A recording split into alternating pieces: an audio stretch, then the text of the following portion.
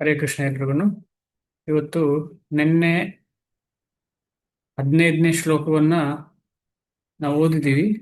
ಅದರ ಮುಂದುವರಿದ ಭಾಗ, ಅದರ ಬಗ್ಗೆ ಚರ್ಚೆ ಮಾಡೋಣ. 15ನೇ ಶ್ಲೋಕ ತುಂಬಾ ಇಂಪಾರ್ಟೆಂಟ್ ಶ್ಲೋಕ. ನಮ್ಗೆ ಈಗಾಗಲೇ ಗೊತ್ತಾಗಿದೆ ಏನ್ ಶ್ಲೋಕ ಅಂತ ಹೇಳಿದ್ರೆ, ದುಷ್ಕೃತಿನ ಅಥವಾ ದುಷ್ಕೃತಿ ಯಾರು ದುಷ್ಕರ್ಮ ಮಾಡ್ತಾರೆ ಅವರು ಭಗವಂತನಿಗೆ ಶರಣಾಗತಿ ಮಾಡ್ಲಿಕ್ಕೆ ಆಗುದಿಲ್ಲ. ಅವರಿಗೆ ಭಕ್ತರ ಕೃಪೆ ಅಗಾಧ. ಅವರು ಮಾಡಿದರೆ, ಭಕ್ತರ ಕೃಪೆ ಮಾಡಿದ್ರೆ ಯಾರು ಕೂಡ ಭಕ್ತರಾಗ್ಲಿಕ್ಕೆ ಸಾಧ್ಯ. ಆದ್ರೆ ಕೃಷ್ಣ ಹೇಳ್ತಾ ಇದ್ದಾರೆ ಕಷ್ಟ ಇಂಥವರಿಗೆ ಅಂತ ಹೇಳಿ. ನೋಡೋಣ. ಓಂ ನಮೋ ಭಗವತೆ ವಾಸುದೇವಾಯ. ಓಂ ನಮೋ ಭಗವತೆ ವಾಸುದೇವಾಯ. ಓಂ ನಮೋ ಭಗವತೆ ವಾಸುದೇವಾಯ. ಓಂ ಸುರಭ್ಯೇ ನಮಃ. ಓಂ ಸುರಭ್ಯೇ ನಮಃ. ಓಂ ಸುರಭ್ಯೇ ನಮಃ. ಮೂಕಂ ಕರೋತಿ ವಾಚಾಲಂ ಪಂಗುಂ ಲಂಘಯತೆ ಗಿರಿಂ ಯತ್ ಕೃಪಾತಮಹಂ ವಂದೇ ಶ್ರೀಗುರುಂ ದೀನತಾರಿಣಂ ಶ್ರೀಚೈತನ್ಯಮೀಶ್ವರಂ ಪರಮಾನಂದ ಮಾಧವಂ. ನಮೋ ಓಂ ವಿಷ್ಣುಪಾದಾಯ ಕೃಷ್ಣ ಪ್ರೇಷ್ಠಾಯ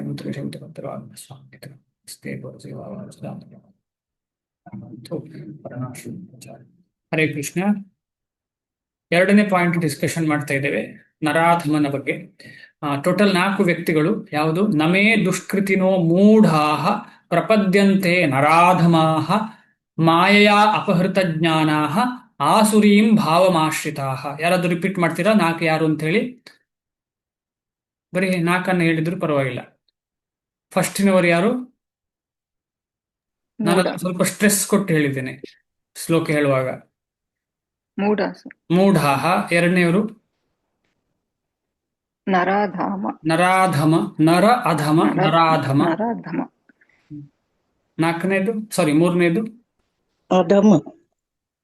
ಹ್ಮ್.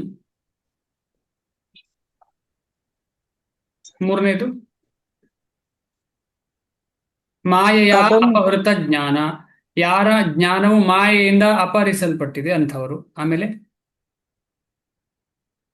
ದುಷ್ಕೃತಿ ಆಸುರಂ ಭಾವಂ ಆಸುರೀಂ ಆಶ್ರಿತ. ಭಾವಮಾಶ್ರಿತ. ಆಸುರಂ. ಅಂದ್ರೆ ಮನಸ್ಸಿನಲ್ಲಿ ಸಂಪೂರ್ಣ ಆಸುರಿ ಮನೋಭಾವನೆ ಬೆಳೆಸಿಕೊಂಡವರು. ದೈವಿ ಮನೋಭಾವನೆ ಇಲ್ಲ, ವರ್ಣಾಶ್ರಮ ಧರ್ಮದ ಪರಿಪಾಲನೆ ಇಲ್ಲ ಅಂಥವರು. ಯಾಕೆ ಹಾಗೆ ಹೇಳುದಂತಂದ್ರೆ ನಮ್ಗೆಲ್ಲ ಗೊತ್ತಾಗುತ್ತೆ ನಾವು ಯಾವ ಸ್ತರದಲ್ಲಿ ಇದ್ದೇವೆ ಎಂಬ ದೃಷ್ಟಿಕೋನ ಅಷ್ಟೇ. ಇಲ್ಲ ಅಂತಂದ್ರೆ ಸ್ವಲ್ಪ ಭಕ್ತಿ ಮಾಡಿದವನು ಇದು ಯಾವುದ್ರಲ್ಲಿ ಬರುವುದಿಲ್ಲ. ಸ್ವಲ್ಪ ಭಕ್ತಿ, ಒಂದು ಸಲ ಹರೇ ಕೃಷ್ಣ ಮಹಾಮಂತ್ರ ಹೇಳಿ ಭಕ್ತಿ ಅಂತ ಮಾಡ್ಲಿಕ್ಕೆ ಯಾರು ಪ್ರಯತ್ನ ಪಡ್ತಾರೆ ಅವರು ಯಾರು ಈ 4ರಲ್ಲಿ ಬರುವುದಿಲ್ಲ. ಆದ್ರೂ ಆ ಒಂದು ದೃಷ್ಟಿಕೋನ ಇತ್ತು. ಯಾಕೆ ಮಾತಾಡ್ತಿದ್ದೇವೆ ಅಂತ ಹೇಳಿದ್ರೆ ರಿಸ್ಕ್ ಬೇಡ ಅಂತ ಹೇಳೋ ಉದ್ದೇಶ ಅಷ್ಟೇ. ಇಲ್ಲ, ಇದು ಯಾವುದು ಭಕ್ತರಿಗಲ್ಲ. ಯಾಕಂದ್ರೆ ಭಕ್ತರು ಈಗಾಗಲೇ ಒಂದು ಸಲ ಹರೇ ಕೃಷ್ಣ ಹೇಳಿದ್ರು ಕೂಡ ಕೃಷ್ಣನ ಹೆಸರು ತಗೊಂಡು ಆಗಿದೆ. ಆದ ಕಾರಣ ಅಂಥವರಿಗೆಲ್ಲ ಈ ಶ್ಲೋಕ ಹೇಳಿದ್ದು. ಆದ್ರೂ ನಮ್ಮನ್ನು ಈ ದೃಷ್ಟಿಕೋನದಿಂದ ನೋಡುದು ಯಾಕೆ ಅಂತ ಹೇಳಿದ್ರೆ, ನಾವು ಇನ್ನೂ ಕೆಳಗೆ ಬೀಳಬಾರದೆಂಬ ಉದ್ದೇಶಕ್ಕೆ ವಿನಃ ಬೇರೆ ಯಾವುದಕ್ಕೂ ಅಲ್ಲ. ಇಲ್ಲಾಂದ್ರೆ ಭಗವಂತನ ನಾಮ ಅಂತ ಹೇಳಿದ್ರೆ ಸಿಂಪಲ್ ಅಲ್ಲ. ನಾವೆಲ್ಲ ನಮಗೆ ಹೋಲಿಸುವುದಲ್ಲ ಇದು. ಭಗವಂತನ ನಾಮ ಅಂತ ಹೇಳಿದ್ರೆ ಸುಮ್ಮನೆ ಅಲ್ಲ ಅದು. ಒಂದು ಸಲ ಹೇಳಿದ್ರು ಅದು ಎಫೆಕ್ಟ್ ಕೊಡ್ತದೆ. ಆದ ಕಾರಣ ನಾವು ಇದನ್ನು ಅಷ್ಟು ಲೈಟ್ ಆಗಿ ತಗೊಳ್ಬಾರ್ದು, ತುಂಬಾ ಸೀರಿಯಸ್ ಆಗಿ ತಗೊಳ್ಬೇಕೆಂಬ ದೃಷ್ಟಿಕೋನದಿಂದ ಈ ಕ್ವಾಲಿಟೀಸ್ ನಮ್ಮ ಹತ್ರ ಇದೆಯಾ ಅಂತ ನಾವು ಕೇಳ್ತಾ ಇರುವಂಥದ್ದು. ಆದ್ರೆ ಅದು ದೊಡ್ಡ ವಿಚಾರ ಅಲ್ಲ. ಇದ್ರೂ ಅದು ಹೋಗಿಬಿಡ್ತದೆ. ಯಾಕೆಂದ್ರೆ ಭಕ್ತಿ ಮಾಡ್ತಾ ಇರುವಾಗ ಅದು ನ್ಯಾಚುರಲಿ ಹೋಗುತ್ತೆ. ಆದ್ರೆ ಇದೆಯಾ ಅಂತ ಹೇಳಿ ಕುತೂಹಲದಿಂದ ನೋಡುವಾಗ ಇನ್ನು ಜಾಸ್ತಿ ನಮಗೆ ಪ್ರೇರೇಪಣೆಯಾಗಿ ಜಾಸ್ತಿ ಭಗವದ್ಭಕ್ತಿಯನ್ನು ಡೆವಲಪ್ ಮಾಡಲಿಕ್ಕೆ ಸಹಾಯ ಆಗ್ತದೆ. ಆ ಉದ್ದೇಶ ಅಷ್ಟೇ ವಿನಃ ಹೊರತು ಬೇರೆ ಯಾವುದೂ ಇಲ್ಲ. ಯಾಕೆಂತ ಹೇಳಿದ್ರೆ ಈ ಅಧ್ಯಾಯದಲ್ಲಿ ಟೋಟಲ್ 6 ರೀತಿಯ ಭಕ್ತರ ಬಗ್ಗೆ ಡಿಸ್ಕಷನ್ ಆಗುತ್ತೆ. 6 ರೀತಿಯ ಭಕ್ತರು. ಒಂದು ಶುದ್ಧ ಭಕ್ತರ ಬಗ್ಗೆ ಡಿಸ್ಕಷನ್ ಆಗುತ್ತೆ. ಇವರೆಲ್ಲ ಅಭಕ್ತರು. ಈ 4 ವ್ಯಕ್ತಿಗಳನ್ನು ನಾವು ಈಗ ಡಿಸ್ಕಷನ್ ಮಾಡ್ತಿದ್ದೇವಲ್ಲ, ಅವರೆಲ್ಲ ಅಭಕ್ತರು. ಇನ್ನು ಮುಂದೆ 4 ರೀತಿಯ ಇನ್ನೂ ಭಕ್ತರು, ಅಂದ್ರೆ ಆರ್ತು, ಅರ್ಥಾರ್ಥಿ, ಜಿಜ್ಞಾಸು, ಜ್ಞಾನಿ ಅಂತ ಹೇಳೋ 4 ಭಕ್ತರು. ಮತ್ತೆ ಇನ್ನೊಂದು ಮುಕ್ತಿ ಆಸೆ ಪಡುವವರು. ಈ ರೀತಿಯಲ್ಲಿ 6 ರೀತಿಯ ಭಕ್ತರ ಬಗ್ಗೆ ಈ ಅಧ್ಯಾಯದಲ್ಲಿ ಚರ್ಚೆ ನಡೀತದೆ. ಆದರೆ ಫಸ್ಟ್ ಮನ್ಮಯಾಮಯ ಮದ್ಭಕ್ತೋ ಅಂತ ಹೇಳಿ ಸಂಪೂರ್ಣವನ್ನು ಯಾರು ಸಂಪೂರ್ಣ ಭಕ್ತಿ ಮಾಡ್ತಾರೆ, ಶುದ್ಧ ಭಕ್ತಿ. ನಿನ್ನೆ ಮಾತಾಡಿದ್ದಾರೆ ಅವಲ್ಲ ನಾವು, ಶುದ್ಧ ಭಕ್ತರು ಅಂತ ನಾವು ಯಾರನ್ನು ಕರಿಬಾರದು ಅಂತ ಹೇಳಿ. ಆ ಶುದ್ಧ ಭಕ್ತರ ಬಗ್ಗೆ ಈಗಾಗಲೇ ನಮಗೆ ಆ ಶ್ಲೋಕ ಈಗಾಗಲೇ ಕಂಪ್ಲೀಟ್ ಆಗಿದೆ ನಮಗೆ ಈ ಅಧ್ಯಾಯದಲ್ಲಿ. ಆ ಶ್ಲೋಕ ಯಾವುದು ಅಂತ ಒಂದ್ಸಲ ಹೋಗಿ ನೋಡೋಣ. ಕ್ಷಮಿಸಿ, ಬೇಗನೆ ಸಾಧ್ಯ ಆದ್ರೆ.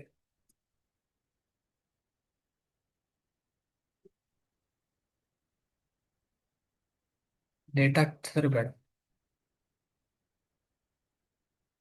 ಎಲ್ಲಕ್ಕಿಂತ ಮುಂಚೆ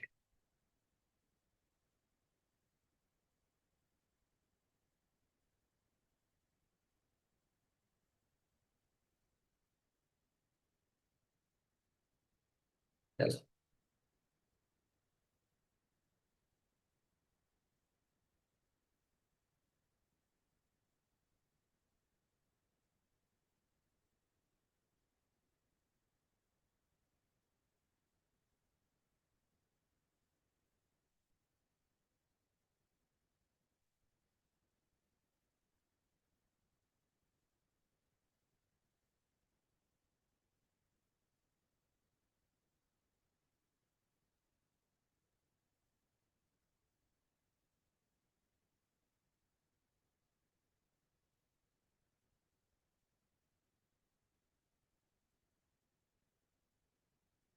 ಇದೆಯಾ? ಫಸ್ಟ್ ಶ್ಲೋಕವೇ ಮಯ್ಯಾಸಕ್ತ ಮನಾಪಾರ್ಥ ಯೋಗಂ ಯುಂಜನ್ ಮದಾಶ್ರಯ ಅಸಂಶಯಂ ಸಮಗ್ರಂ ಮಾ ಯಥಾ ಜ್ಞಾಸ್ಯಸಿ ತಚ್ಛೃಣು. ಮೈಯ ಆಸಕ್ತಿ ಮನಃ, ಯಾರು ನನ್ನಲ್ಲಿ ಆಸಕ್ತಿ ಇತ್ತು, ಯಾರು ಜಪ್ ಮಾಡ್ತಾರೆ, ಎಲ್ಲ ಮಾಡ್ತಾರೆ, ಅಂಥವರು ಸಂಪೂರ್ಣ ಶುದ್ಧ ಭಕ್ತರು ಅಂತ ಹೇಳಿ ನಮಗೆ ಅರ್ಥ ಆಗಿದೆ. 377. ಓಕೆ, ಮುಂದೆ ಹೋಗ್ತಾ ಇದ್ದೀನಿ. ಎರಡನೆಯ ಪಾಯಿಂಟ್ ಇವತ್ತಿನ ಡಿಸ್ಕಷನ್. ಸ್ವಲ್ಪ ಸಮಯ ತಗೊಂಡೆ, ದಯವಿಟ್ಟು ಕ್ಷಮಿಸಿ. ಇನ್ನೊಂದು ಬಗೆಯ ದುಷ್ಕೃತಿ ಅಥವಾ ದುಷ್ಕರ್ಮಿಗೆ ನರಾಧಮ ಎಂದು ಹೆಸರು. ನರ ಎಂದರೆ ಮನುಷ್ಯ, ಅಧಮ ಎಂದರೆ ಅತ್ಯಂತ ಕೀಳು ಮಟ್ಟದವನು. ಜೀವಿಗಳ 84 ಲಕ್ಷ ಬಗೆಗಳಲ್ಲಿ 4 ಲಕ್ಷ ಮನುಷ್ಯರ ಬಗೆಗಳಿವೆ. 84 ಲಕ್ಷದಲ್ಲಿ 4 ಲಕ್ಷ ಮನುಷ್ಯ, ಹ್ಯೂಮನ್ ಸ್ಪೀಸೀಸ್. ಇವುಗಳಲ್ಲಿ ಬಹುಮಟ್ಟಿಗೆ ಅನಾಗರಿಕರಾದ ಮನುಷ್ಯರ ಬಹುಸಂಖ್ಯೆಯ ರೂಪಗಳಿವೆ. ಈ 4 ಲಕ್ಷಗಳಲ್ಲಿ ಆರ್ಯರು ಅಂತ ಕರೆಯಲ್ಪಡುವವರು ಅಥವಾ ಸಂಸ್ಕಾರ ಉಳ್ಳವರು, ಅಂದ್ರೆ ವರ್ಣಾಶ್ರಮ ಧರ್ಮ ಪರಿಪಾಲನೆ ಮಾಡುವಂಥವರು, ಸಂಸ್ಕಾರ ಉಳ್ಳವರು. ಅದು ಶೂದ್ರ ಆಗಿರ್ಲಿ, ಬ್ರಾಹ್ಮಣ ಆಗಿರ್ಲಿ, ಕ್ಷತ್ರಿಯ ಆಗಿರ್ಲಿ, ಆ ಒಂದು ಕೆಟಗರಿಯಲ್ಲಿ ಬರುವವರು ಭಾರಿ ಕಮ್ಮಿ ಅಂತ ಹೇಳ್ತಿದ್ದಾರೆ. ಇದರಲ್ಲಿ ಸಾಮಾಜಿಕ, ರಾಜಕೀಯ ಮತ್ತು ಧಾರ್ಮಿಕ ಬದುಕನ್ನು ನಿಯಂತ್ರಿಸುವ ತತ್ವಗಳನ್ನು ಹೊಂದಿರುವವರು ನಾಗರಿಕ ಮನುಷ್ಯರು. ಇಲ್ಲಿ ಭಕ್ತಿ ಮಾಡೋರ ಬಗ್ಗೆ ಮಾತಾಡ್ತಿಲ್ಲ, ನಾಗರಿಕತೆ ಬಗ್ಗೆ ಮಾತಾಡ್ತಿರುವಾಗ ಇಲ್ಲಿ ಬರುವಂಥದ್ದು ವರ್ಣಾಶ್ರಮ ಧರ್ಮ. ಸಾಮಾಜಿಕವಾಗಿ ಮತ್ತು ರಾಜಕೀಯವಾಗಿ ಬೆಳೆದಿದ್ದರೂ ಧಾರ್ಮಿಕ ತತ್ವಗಳು ಇಲ್ಲದಿರುವವರನ್ನು ನರಾಧಮ ಎಂದು ಪರಿಗಣಿಸಬೇಕಾಗುತ್ತದೆ. ವರ್ಣಾಶ್ರಮ ಧರ್ಮದ ಪರಿಪಾಲನೆ ಯಾರು ಮಾಡುವುದಿಲ್ಲ ಅಂಥವರನ್ನ ಏನಂತ ತಗೊಳ್ಬೇಕಾಗತ್ತೆ? ನರಾಧಮರು. ಯಾಕೆಂದ್ರೆ ಶ್ರೀಮದ್ ಭಾಗವತ ಹೇಳ್ತದೆ, ತುಂಬಾ ಇಂಪಾರ್ಟೆಂಟ್ ಆಗಿ ನಮಗೆ ಅರ್ಥ ಆಗ್ಬೇಕು ಇದು. ವರ್ಣಾಶ್ರಮ ಧರ್ಮದ ಮೂಲಕ ನಾವು ನಮ್ಮ ಇಂದ್ರಿಯ ತೃಪ್ತಿಗೆ ಆಗ್ಲಿ ಯಾರೆಲ್ಲ ಕೆಲಸ ಮಾಡ್ಲಿಕ್ಕೆ ಬಯಸ್ತಾ ಇದ್ದೇವೆ ಅಂತ ಇಟ್ಟುಕೊಳ್ಳೋಣ, ಏನೋ ಒಂದು ಕೆಲಸ ಮಾಡಲೇಬೇಕಲ್ಲ. ಅದು ಶಾಸ್ತ್ರಕ್ಕೆ ಅನುಗುಣವಾದ ಕೆಲಸ ಆಗುವಾಗ, ನಮ್ಮ ಗುಣ ಮತ್ತು ಕರ್ಮಕ್ಕೆ ಅನುಗುಣವಾದ ಕೆಲಸ ಆಗುವಾಗ ಅದು ವರ್ಣಾಶ್ರಮದಲ್ಲಿ ಬರ್ತದೆ. ಆ ವರ್ಣಾಶ್ರಮ ಧರ್ಮದಲ್ಲಿ ಮಾಡುವ ಕೆಲಸ ಭಗವಂತನನ್ನ ಸ್ಯಾಟಿಸ್ಫೈ ಮಾಡಲಿಲ್ಲ ಅಂದ್ರೆ ಅದು ವ್ಯರ್ಥ ಅಂತ ಶ್ರೀಮದ್ ಭಾಗವತ ಹೇಳ್ತದೆ. ಧರ್ಮ ಸ್ವ ಅನುಷ್ಠಿತ ಪುಂಸಃ ವಿಶ್ವಕ್ಸೇನ ಕಥಾಸುಯ ನ ಉತ್ಪಾದಯೇದ್ ಯದಿರತಿಂ ಶ್ರಮಯೇವೈಹಿ ಕೇವಲಂ. ಈಗ ಉತ್ಪಾದಯೇದ್ ಯದಿ ರತಿಂ, ರತಿಂ ಅಂತಂದ್ರೆ ಪ್ರೀತಿ. ಭಗವಂತನ, ಯಾರು ವಿಶ್ವಕ್ಸೇನನ ಅಂದ್ರೆ ಕೃಷ್ಣನ ಕಡೆಗೆ ನಮಗೆ ನಾವು ಮಾಡುವ ಕೆಲಸದ ಮುಖಾಂತರ ಪ್ರೀತಿ ಬರ್ತಾ ಇಲ್ಲ, ಭಕ್ತಿ ಬರ್ತಾ ಇಲ್ಲ, ಅಥವಾ ಭಗವಂತನ ಇದ್ದಾನೆ ಅಂತ ಹೇಳುವ ಯೋಚನೆ ಬರ್ತಾ ಇಲ್ಲ ಅಂತ ಹೇಳಿದ್ರೆ ಅಂತಹ ಕೆಲಸ ವ್ಯರ್ಥ ಅಂತ. ಆದ ಕಾರಣ ನಾವು ಅಂಥ ಕೆಲಸ ಯಾವತ್ತೂ ಮಾಡಬಾರ್ದು. ನಾವು ಈಗ ಉದಾಹರಣೆಗೆ ಮೊನ್ನೆ ಬೀಜ ಹಾಕುದು ಅಂತ ಹೇಳಿದ್ರೆ ಬೀಜದಲ್ಲಿ ಭಗವಂತ ಇದ್ದಾನೆ ಬೀಜ ರೂಪದಲ್ಲಿ ಅಂತ ತಿಳ್ಕೊಳ್ಳುವಾಗ ಕೃಷ್ಣನ ನಾಮಸ್ಮರಣೆ ಆಯ್ತು, ಕೃಷ್ಣನ ಬಗ್ಗೆ ಚಿಂತನೆ ಆಯ್ತು. ಆಗ ಏನಾಯ್ತದು? ಅದು ವ್ಯರ್ಥ ಅಲ್ಲ. ನೀರು ಕುಡಿಯುವಾಗ ಭಗವಂತನ ಚಿಂತನೆ ಆಯ್ತು, ವ್ಯರ್ಥ ಅಲ್ಲ. ಈ ಎಲ್ಲ ಕೆಲಸ ಕಾರ್ಯಗಳು ನಾವು ಮಾಡೋದು ವ್ಯರ್ಥ ಆಗುದಿಲ್ಲ. ಇಲ್ಲ ನನ್ನ ಇಂದ್ರಿಯ ತೃಪ್ತಿಗೆ ಮಾತ್ರ ಮಾಡ್ತಿದ್ದೇನೆ ಅಂತ ಹೇಳಿ ಯೋಚನೆ ಗೊತ್ತಿದೆಯೋ ಗೊತ್ತಿಲ್ಲವೋ ಅದಂತೂ ವ್ಯರ್ಥ ಆಗ್ತದೆ. ನ ಉತ್ಪಾದಯೇದ್ ಯದಿರತಿಂ ಶ್ರಮ ಏವೈಹಿ ಕೇವಲಂ. ಕೊನೆಗೇನು? ತುಂಬಾ ಪರಿಶ್ರಮ ಮಾಡೋದಷ್ಟೇ, ಏನು ಪ್ರಯೋಜನ ಇಲ್ಲ. ಯಾಕೆ ಅಂತ ಹೇಳಿದ್ರೆ ಪುನಃ ಪುನಃ ಈ ಜನ್ಮ ಮೃತ್ಯು ಜರಾ ವ್ಯಾಧಿಯ ಚಕ್ರಕ್ಕೆ ಸಿಕ್ಕಾಕೊಳ್ಳೋದು ಬಿಟ್ಟು ಅದರಿಂದ ಹೊರಗೆ ಬರ್ಲಿಕ್ಕೆ ಆಗುದಿಲ್ಲ. ಹೊರಗೆ ಬರಬೇಕಿದ್ರೆ ಒಂದೇ ಕಾರಣ, ಒಂದೇ ಚಾನ್ಸ್, ಅದೇನು ಅಂತ ಹೇಳಿದ್ರೆ ಭಕ್ತಿ ಮತ್ತು ಭಗವಂತ ಮತ್ತು ಭಕ್ತರು. ಭಕ್ತಿ ಭಗವಂತ, ಭಕ್ತರಿಲ್ಲದೆ ನಾವು ಈ ಒಂದು ಚಕ್ರದಿಂದ ಹೊರಗೆ ಬರ್ಲಿಕ್ಕೆ ಸಾಧ್ಯವೇ ಇಲ್ಲ. ಆದ ಕಾರಣ ಹ್ಮ್ ಇಂಥ 4 ಲಕ್ಷ ಮನುಷ್ಯರ ಬಗ್ಗಳಿವೆ. ನಮಗೆ ಭಾಗ್ಯ ಸಿಕ್ಕಿದೆ ಕೃಷ್ಣ ನಾಮಸ್ಮರಣೆ ಮಾಡುವುದು. ಆದ ಕಾರಣ ಅದನ್ನು ಸೀರಿಯಸ್ ಆಗಿ ತಗೊಳ್ಳೋಣ. ಇವುಗಳಲ್ಲಿ ಅನಾಗರಿಕರೇ ಜಾಸ್ತಿ ಅಂತ ಗೊತ್ತಾಯಿತು. ಸಾಮಾಜಿಕ, ರಾಜಕೀಯ ಮತ್ತು ಧಾರ್ಮಿಕ ಬದುಕನ್ನು ನಿಯಂತ್ರಿಸುವ ತತ್ವಗಳನ್ನು ಹೊಂದಿರುವವರು ನಾಗರಿಕ ಮನುಷ್ಯರು. ಸಾಮಾಜಿಕವಾಗಿ ಮತ್ತು ರಾಜಕೀಯವಾಗಿ ಬೆಳೆದಿದ್ದರೂ ಧಾರ್ಮಿಕ ತತ್ವಗಳು ಇಲ್ಲದಿರುವವರನ್ನು ನರಾಧಮರು ಎಂದು ಪರಿಗಣಿಸಬೇಕಾಗುತ್ತದೆ. ದೇವರಿಲ್ಲದ ಧರ್ಮವು ಧರ್ಮವೇ ಅಲ್ಲ. ಏಕೆಂದರೆ ಧಾರ್ಮಿಕ ತತ್ವಗಳನ್ನು ಅನುಸರಿಸುವುದರ ಉದ್ದೇಶವೇ ಪರಮ ಸತ್ಯವನ್ನು, ಅವನೊಡನೆ ನಮ್ಮ ಸಂಬಂಧವನ್ನು ಅರಿತುಕೊಳ್ಳುವುದು. ಧಾರ್ಮಿಕ ತತ್ವಗಳನ್ನು ಅನುಸರಿಸುವುದರ ಉದ್ದೇಶ ಏನು? ಭಗವಂತ ಪರಮಸತ್ಯ ಯಾರು ಅಂತ ತಿಳ್ಕೊಳ್ಳೋದು, ಆಮೇಲೆ ಅವನೊಟ್ಟಿಗೆ ನಮ್ಮ ಸಂಬಂಧವನ್ನ ಬೆಳೆಸುವಂಥದ್ದು. ಬೆಳೆಸುವುದಲ್ಲ, ಇದ್ದ ಸಂಬಂಧವನ್ನ ಫಸ್ಟ್ ತಿಳಿಯುವುದು. ಯಾಕಂದ್ರೆ ನಮಗೆ ನಿರಂತರ ಸಂಬಂಧ ಇದೆ ಭಗವಂತನ ಜೊತೆ, ನಿತ್ಯ ಸಂಬಂಧ ಇದೆ. ಗೀತೆಯಲ್ಲಿ ದೇವೋತ್ತಮ ಪುರುಷನು ತನಗಿಂತ ಮೇಲಿನ ಅಧಿಕಾರಿ ಇಲ್ಲ, ತಾನೇ ಪರಮ ಸತ್ಯ ಎಂದು ಹೇಳಿದ್ದಾನೆ. ಮತ್ತಃ ಪರತರಂ ನಾಣ್ಯತ್ ಕಿಂಚಿತ್ ಅಸ್ತಿ ಧನಂಜಯ ಅಂತ ಹೇಳಿ ಹಿಂದಿನ ಶ್ಲೋಕಗಳಲ್ಲಿ ನಾವು ಓದಿದ್ದೇವೆ ಇದೇ ಅಧ್ಯಾಯದಲ್ಲಿ. ಪರಮ ಸತ್ಯದೊಡನೆ ತನ್ನ ನಿತ್ಯ ಬಾಂಧವ್ಯದ ಪ್ರಜ್ಞೆಯನ್ನು ಮನುಷ್ಯನು ಕಳೆದುಕೊಂಡಿದ್ದಾನೆ. ನಾಗರಿಕ ಮಾನವ ಜೀವನದ ಗುರಿಯು ಕಳೆದುಕೊಂಡ ಈ ಪ್ರಜ್ಞೆಯ ಪುನಶ್ಚೇತನ. ನಮಗೆ ಮರ್ತು ಹೋಗಿದೆ, ನಮಗೆ ಗೊತ್ತಿಲ್ಲ ನಾವು ಕೃಷ್ಣನ ದಾಸರು ಅಂತ ಹೇಳಿ. ಅದನ್ನ ಪುನಶ್ಚೇತನ ಮಾಡುವುದೇ ಈ ನಾಗರಿಕತೆಯ ಉದ್ದೇಶ ಆಗಿರಬೇಕು, ಈ ಧರ್ಮದ ಉದ್ದೇಶ ಆಗಿರಬೇಕು. ಆ ಧರ್ಮವೇ ಭಾಗವತ ಧರ್ಮ. ಪರಮ ಸತ್ಯವು ದೇವೋತ್ತಮ ಪುರುಷನಾದ ಶ್ರೀಕೃಷ್ಣನೇ ಆಗಿದ್ದಾನೆ. ಅವನು ಸರ್ವಶಕ್ತನು. ಈ ಅವಕಾಶವನ್ನು ಕಳೆದುಕೊಂಡವನನ್ನು ನರಾಧಮ ಎಂಬ ವರ್ಗಕ್ಕೆ ಸೇರಿಸಬೇಕು. ಈ ಭಗವಂತನ ಸೇವೆ ಸಿಗ್ಲಿಲ್ಲ ಅಂದ್ರೆ ಅವನು ನರಾಧಮ ಅಂತ ಅರ್ಥ. ಇಲ್ಲಿ ಮಗು ತಾಯಿಯ ಗರ್ಭದಲ್ಲಿದ್ದಾಗ ಇದು ಬಹು ಮುಜುಗರದ ಸ್ಥಿತಿ. ಏನು ಇದು ಮುಜುಗರ? ಯಾರಾದ್ರೂ ಹೇಳ್ತೀರಾ? ತಾಯಿಯ ಗರ್ಭದಲ್ಲಿರುವ ಮಗುವಿಗೆ ಏನು ಮುಜುಗರ? ಮುಜುಗರ ಎಂಬ ಪದ ಕರೆಕ್ಟಾ? ಇಂಗ್ಲಿಷಲ್ಲಿ ಏನಿದೆ ಮಾತಾಜಿ? ಅನ್ಕಂಫರ್ಟೇಬಲ್. ಅನ್ಕಂಫರ್ಟಬಲ್ ಸಿಚುವೇಶನ್ ಅಂತ. ಅನ್ಕಂಫರ್ಟೇಬಲ್ ಅಂತ ಹೇಳಿದ್ರೆ ಮುಜುಗರ ಅಂತ ಹೇಳಿದಕ್ಕೆ ಇನ್ನೊಂದು ಅರ್ಥ ಕೂಡ ಆಗತ್ತಲ್ಲ. ಅಂದ್ರೆ ಮುಜುಗರ ಪಡಬೇಡ ಅಂತ ಹೇಳ್ತಾರಲ್ಲ. ನಿಜವಾಗಿ ಎಂತ ಮುಜುಗರದ ಅರ್ಥ ನಂಗೆ ನಿಜವಾಗಿ ಗೊತ್ತಿಲ್ಲ.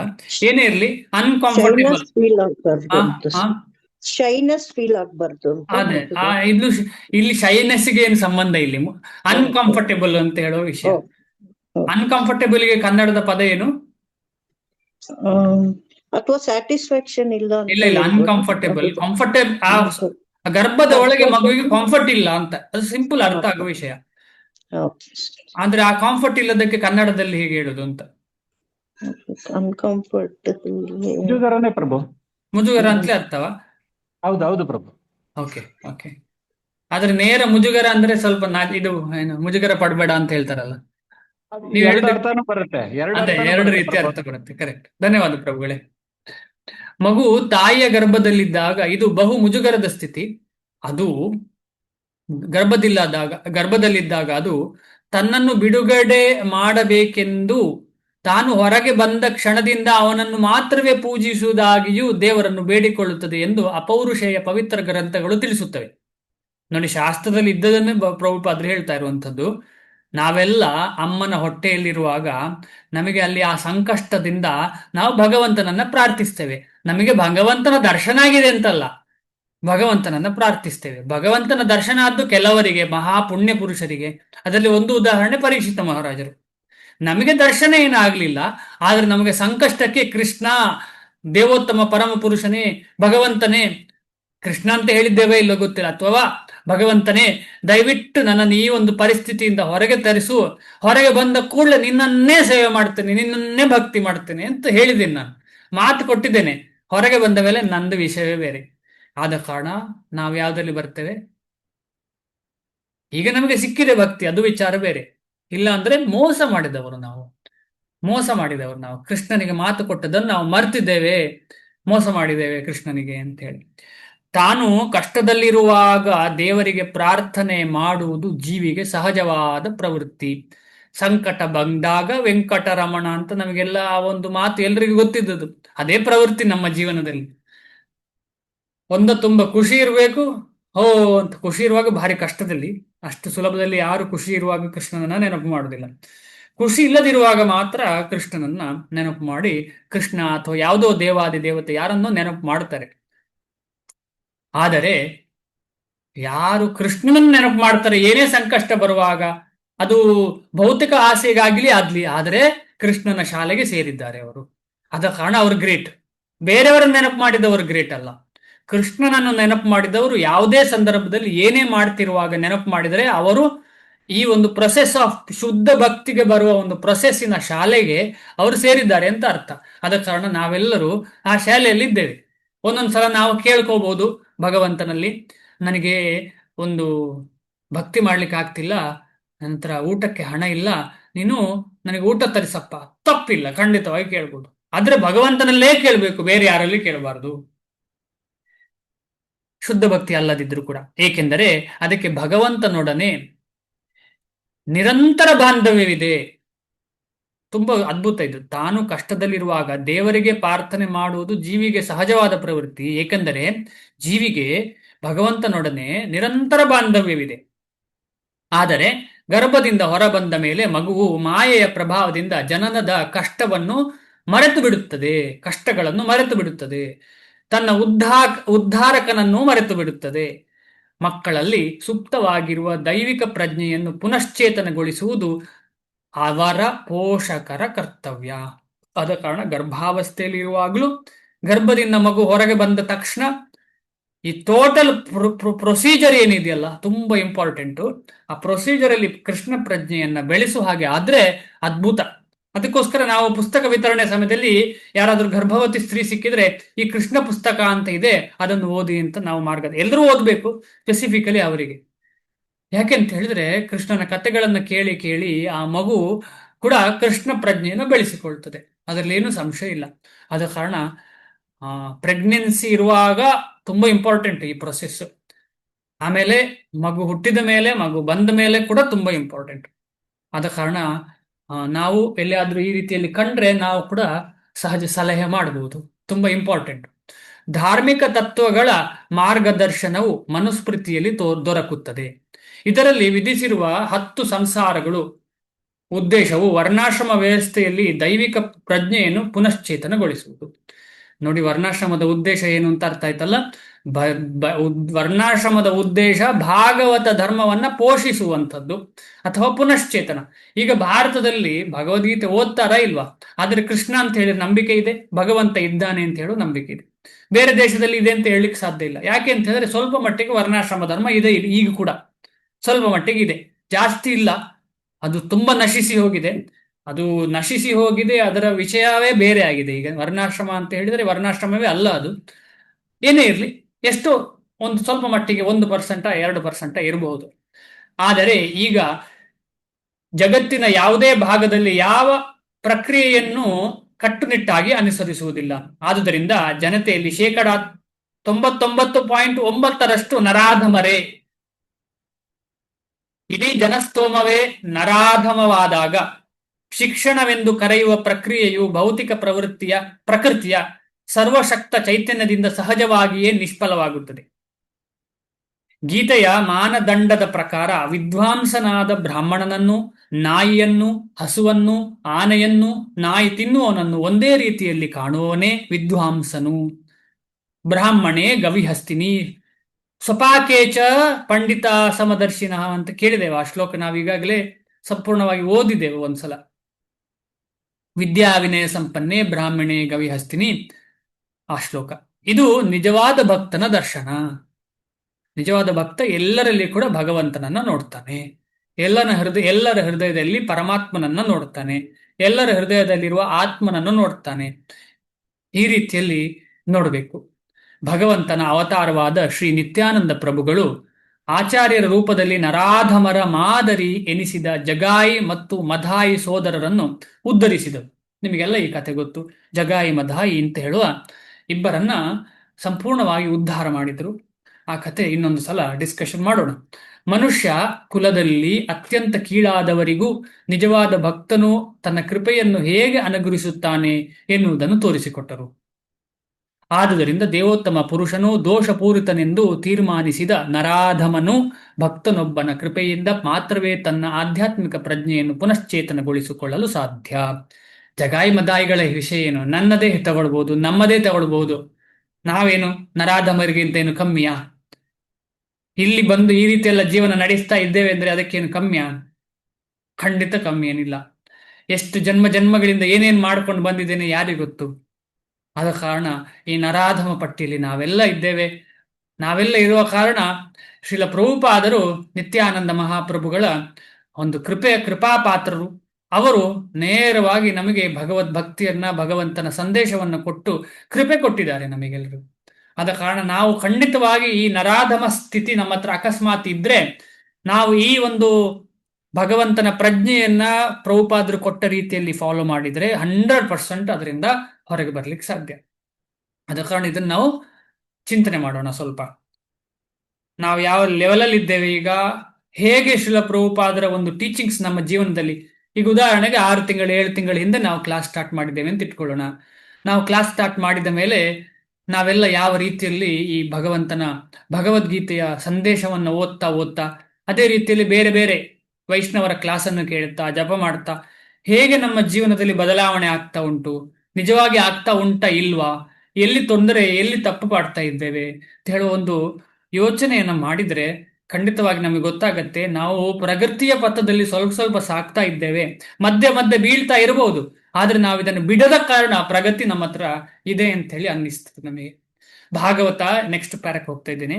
ಭಾಗವತ ಧರ್ಮವನ್ನು ಅಥವಾ ಭಕ್ತರ ಚಟುವಟಿಕೆಗಳನ್ನು ಪ್ರಸಾರಗೊಳಿಸುತ್ತಾ ಶ್ರೀ ಚೈತನ್ಯ ಮಹಾಪ್ರಭುಗಳು ಜನರು ವಿನಮ್ರರಾಗಿ ದೇವೋತ್ತಮ ಪುರುಷನ ಸಂದೇಶವನ್ನು ಆಲಿಸಬೇಕೆಂದು ಸಲಹೆ ಮಾಡಿದ್ದಾರೆ. ಈ ಸಂದೇಶದ ತಿರುಳು ಭಗವದ್ಗೀತೆ. ನರಾಧಮರು ಈ ಸಂದೇಶವನ್ನು ಆಲಿಸಿದರೆ ಸಾಕು, ಉದ್ಧಾರವಾಗಬಲ್ಲರು.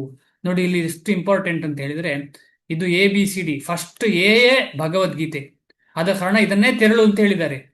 ಇದು ಇಲ್ಲದಿದ್ರೆ ಮುಂದೆ ಶ್ರೀಮದ್ ಭಾಗವತ ಆಗ್ಲಿ, ಚೈತನ್ಯ ಚರಿತಾಮೃತ ಇದನ್ನು ಓದ್ಲಿಕ್ಕೆ ಅರ್ಹತೆ ಇಲ್ಲ. ಅಕಸ್ಮಾತ್ ಓದಿದ್ರು ಕೂಡ ನಮಗೆ ನಿಜವಾದ ತಿರುಳು ಇಲ್ಲದ ಕಾರಣ ನಮಗೆ ಅರ್ಥ ಆಗುದಿಲ್ಲ. ಅದರಲ್ಲಿ ಬೇರೆ ಬೇರೆ ಸ್ಟೋರಿ ಬರ್ತದೆ, ಸ್ಟೋರಿ ಲೈನ್ ಮಾತ್ರ ಅರ್ಥ ಆಗತ್ತೆ, ನಮಗೆ ನಿಜವಾಗಿ ಭಗವಂತನ ಸಂದೇಶ ಏನು ಅಂತ ಅರ್ಥ ಆಗುದಿಲ್ಲ. ಆದ ಕಾರಣ ಈ ಅಧ್ಯಾಯಗಳೆಲ್ಲ ತುಂಬಾ ಇಂಪಾರ್ಟೆಂಟ್. ಇದನ್ನು ಓದಿದಷ್ಟು ನಮಗೆ ಆ ತಿರುಳು ಗಟ್ಟಿ ಆದ್ರೆ ಏನಾಗ್ತದೆ ಹೇಳಿ? ಯಾರಾದ್ರೂ ಹೇಳ್ತೀರಾ?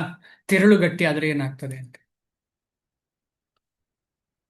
ಕೃಷಿಕರು ಯಾರಾದ್ರೂ ಇದ್ದೀರಾ? ತಿರುಳು ಗಟ್ಟಿದ್ರೆ ಏನು? ಫೌಂಡೇಶನ್ ಗಟ್ಟಿ ಆಗತ್ತದಂತ ಪ್ರಭುಜಿ. ತಿರುಳು ಮರದ ತಿರುಳು ಗಟ್ಟಿ ಆದ್ರೆ ಏನು ವಿಚಾರ? ಫಲ ಚೆನ್ನಾಗಿ ಸಿಗುತ್ತೆ. ಓಕೆ, ಮನಸ್ಸು ಗಟ್ಟಿಯಾಗುತ್ತೆ ಅಂತ ಮನಸ್ಸು. ನಾನು ಮರದ್ದು ಕೇಳ್ತಾ ಇದ್ದೇನೆ, ಮತ್ತೆ ತಿರುಳು ಗಟ್ಟಿ ಆದ್ರೆ ಮರದ್ದು ಬೇರುಗಳು ಗಟ್ಟಿಯಾಗಿದ್ರೆ, ಬೇರು ಒಳಗಡೆ ಬೇರು ಗಟ್ಟಿಯಾಗಿದ್ರೆ ಮರ ಒಳ್ಳೆ ಫಸಲು ಕೊಡುತ್ತೆ. ಬರೀ ಫಸಲೇ ಥಿಂಕಿಂಗ್ ನಾವೆಲ್ಲ. ಏನಾಗ್ತದೆ ಹೇಳಿ ಬೇಗ ಬೇಗ ಬೇಗ ಬೇಗ. ತಿರುಳು ಗಟ್ಟಿ ನೆಲದಲ್ಲಿ ಗಟ್ಟಿ ಊರಿ ನಿಲ್ತದೆ, ಬೀಳುವುದಿಲ್ಲ. ಹರಿಬೋಲ್, ಭಕ್ತಿಯಲ್ಲಿ ಗಟ್ಟಿ ಊರಿ ನಿಲ್ತೇವೆ ಅಂತ ಹೇಳಿ ಅರ್ಥ. ಹೀರಮಾತಾಜಿ ಜೈ. ನೆಲಕ್ಕೆ ಗಟ್ಟಿ ಹಿಡ್ಕೊಂಡು ಅಷ್ಟು ಬೇಗ ಉರುಳುದಿಲ್ಲ ಅದು. ತಿರುಳು ಗಟ್ಟಿ ಇದ್ದದ್ದು ಅಷ್ಟು ಬೇಗ ಉರುಳುದಿಲ್ಲ, ಬೇರು ಗಟ್ಟಿ ಇದ್ದದ್ದು ಬೇಗ ಉರುಳುದಿಲ್ಲ. ಅಕಸ್ಮಾತ್ ಉರುಳಿ ಬಿದ್ದರೂ ಕೂಡ ಬೇಗ ನಶಿಸಿ ಹೋಗುದಿಲ್ಲ ಕೂಡ ಅಲ್ವಾ ತಿರುಳು ಗಟ್ಟಿ ಇದ್ದದ್ದು. ತಿರುಳು ಉಳಿದುಕೊಳ್ತದೆ. ನೀವು ನೋಡಿರ್ಬೋದು ನೀರಿನಲ್ಲಿ ತಿರುಳು ಗಟ್ಟಿ ಇದ್ದ ಮರದ ತುಂಡುಗಳು ಅಷ್ಟು ಬೇಗ ಕೊಳೆಯುವುದಿಲ್ಲ, ಸ್ವಲ್ಪ ಟೈಮ್ ಬೇಕಾಗ್ತದೆ ಬೇರೆ ಮರಕ್ಕೆ ಕಂಪೇರ್ ಮಾಡಿದ್ರೆ, ಏನೇ ಇರಲಿ.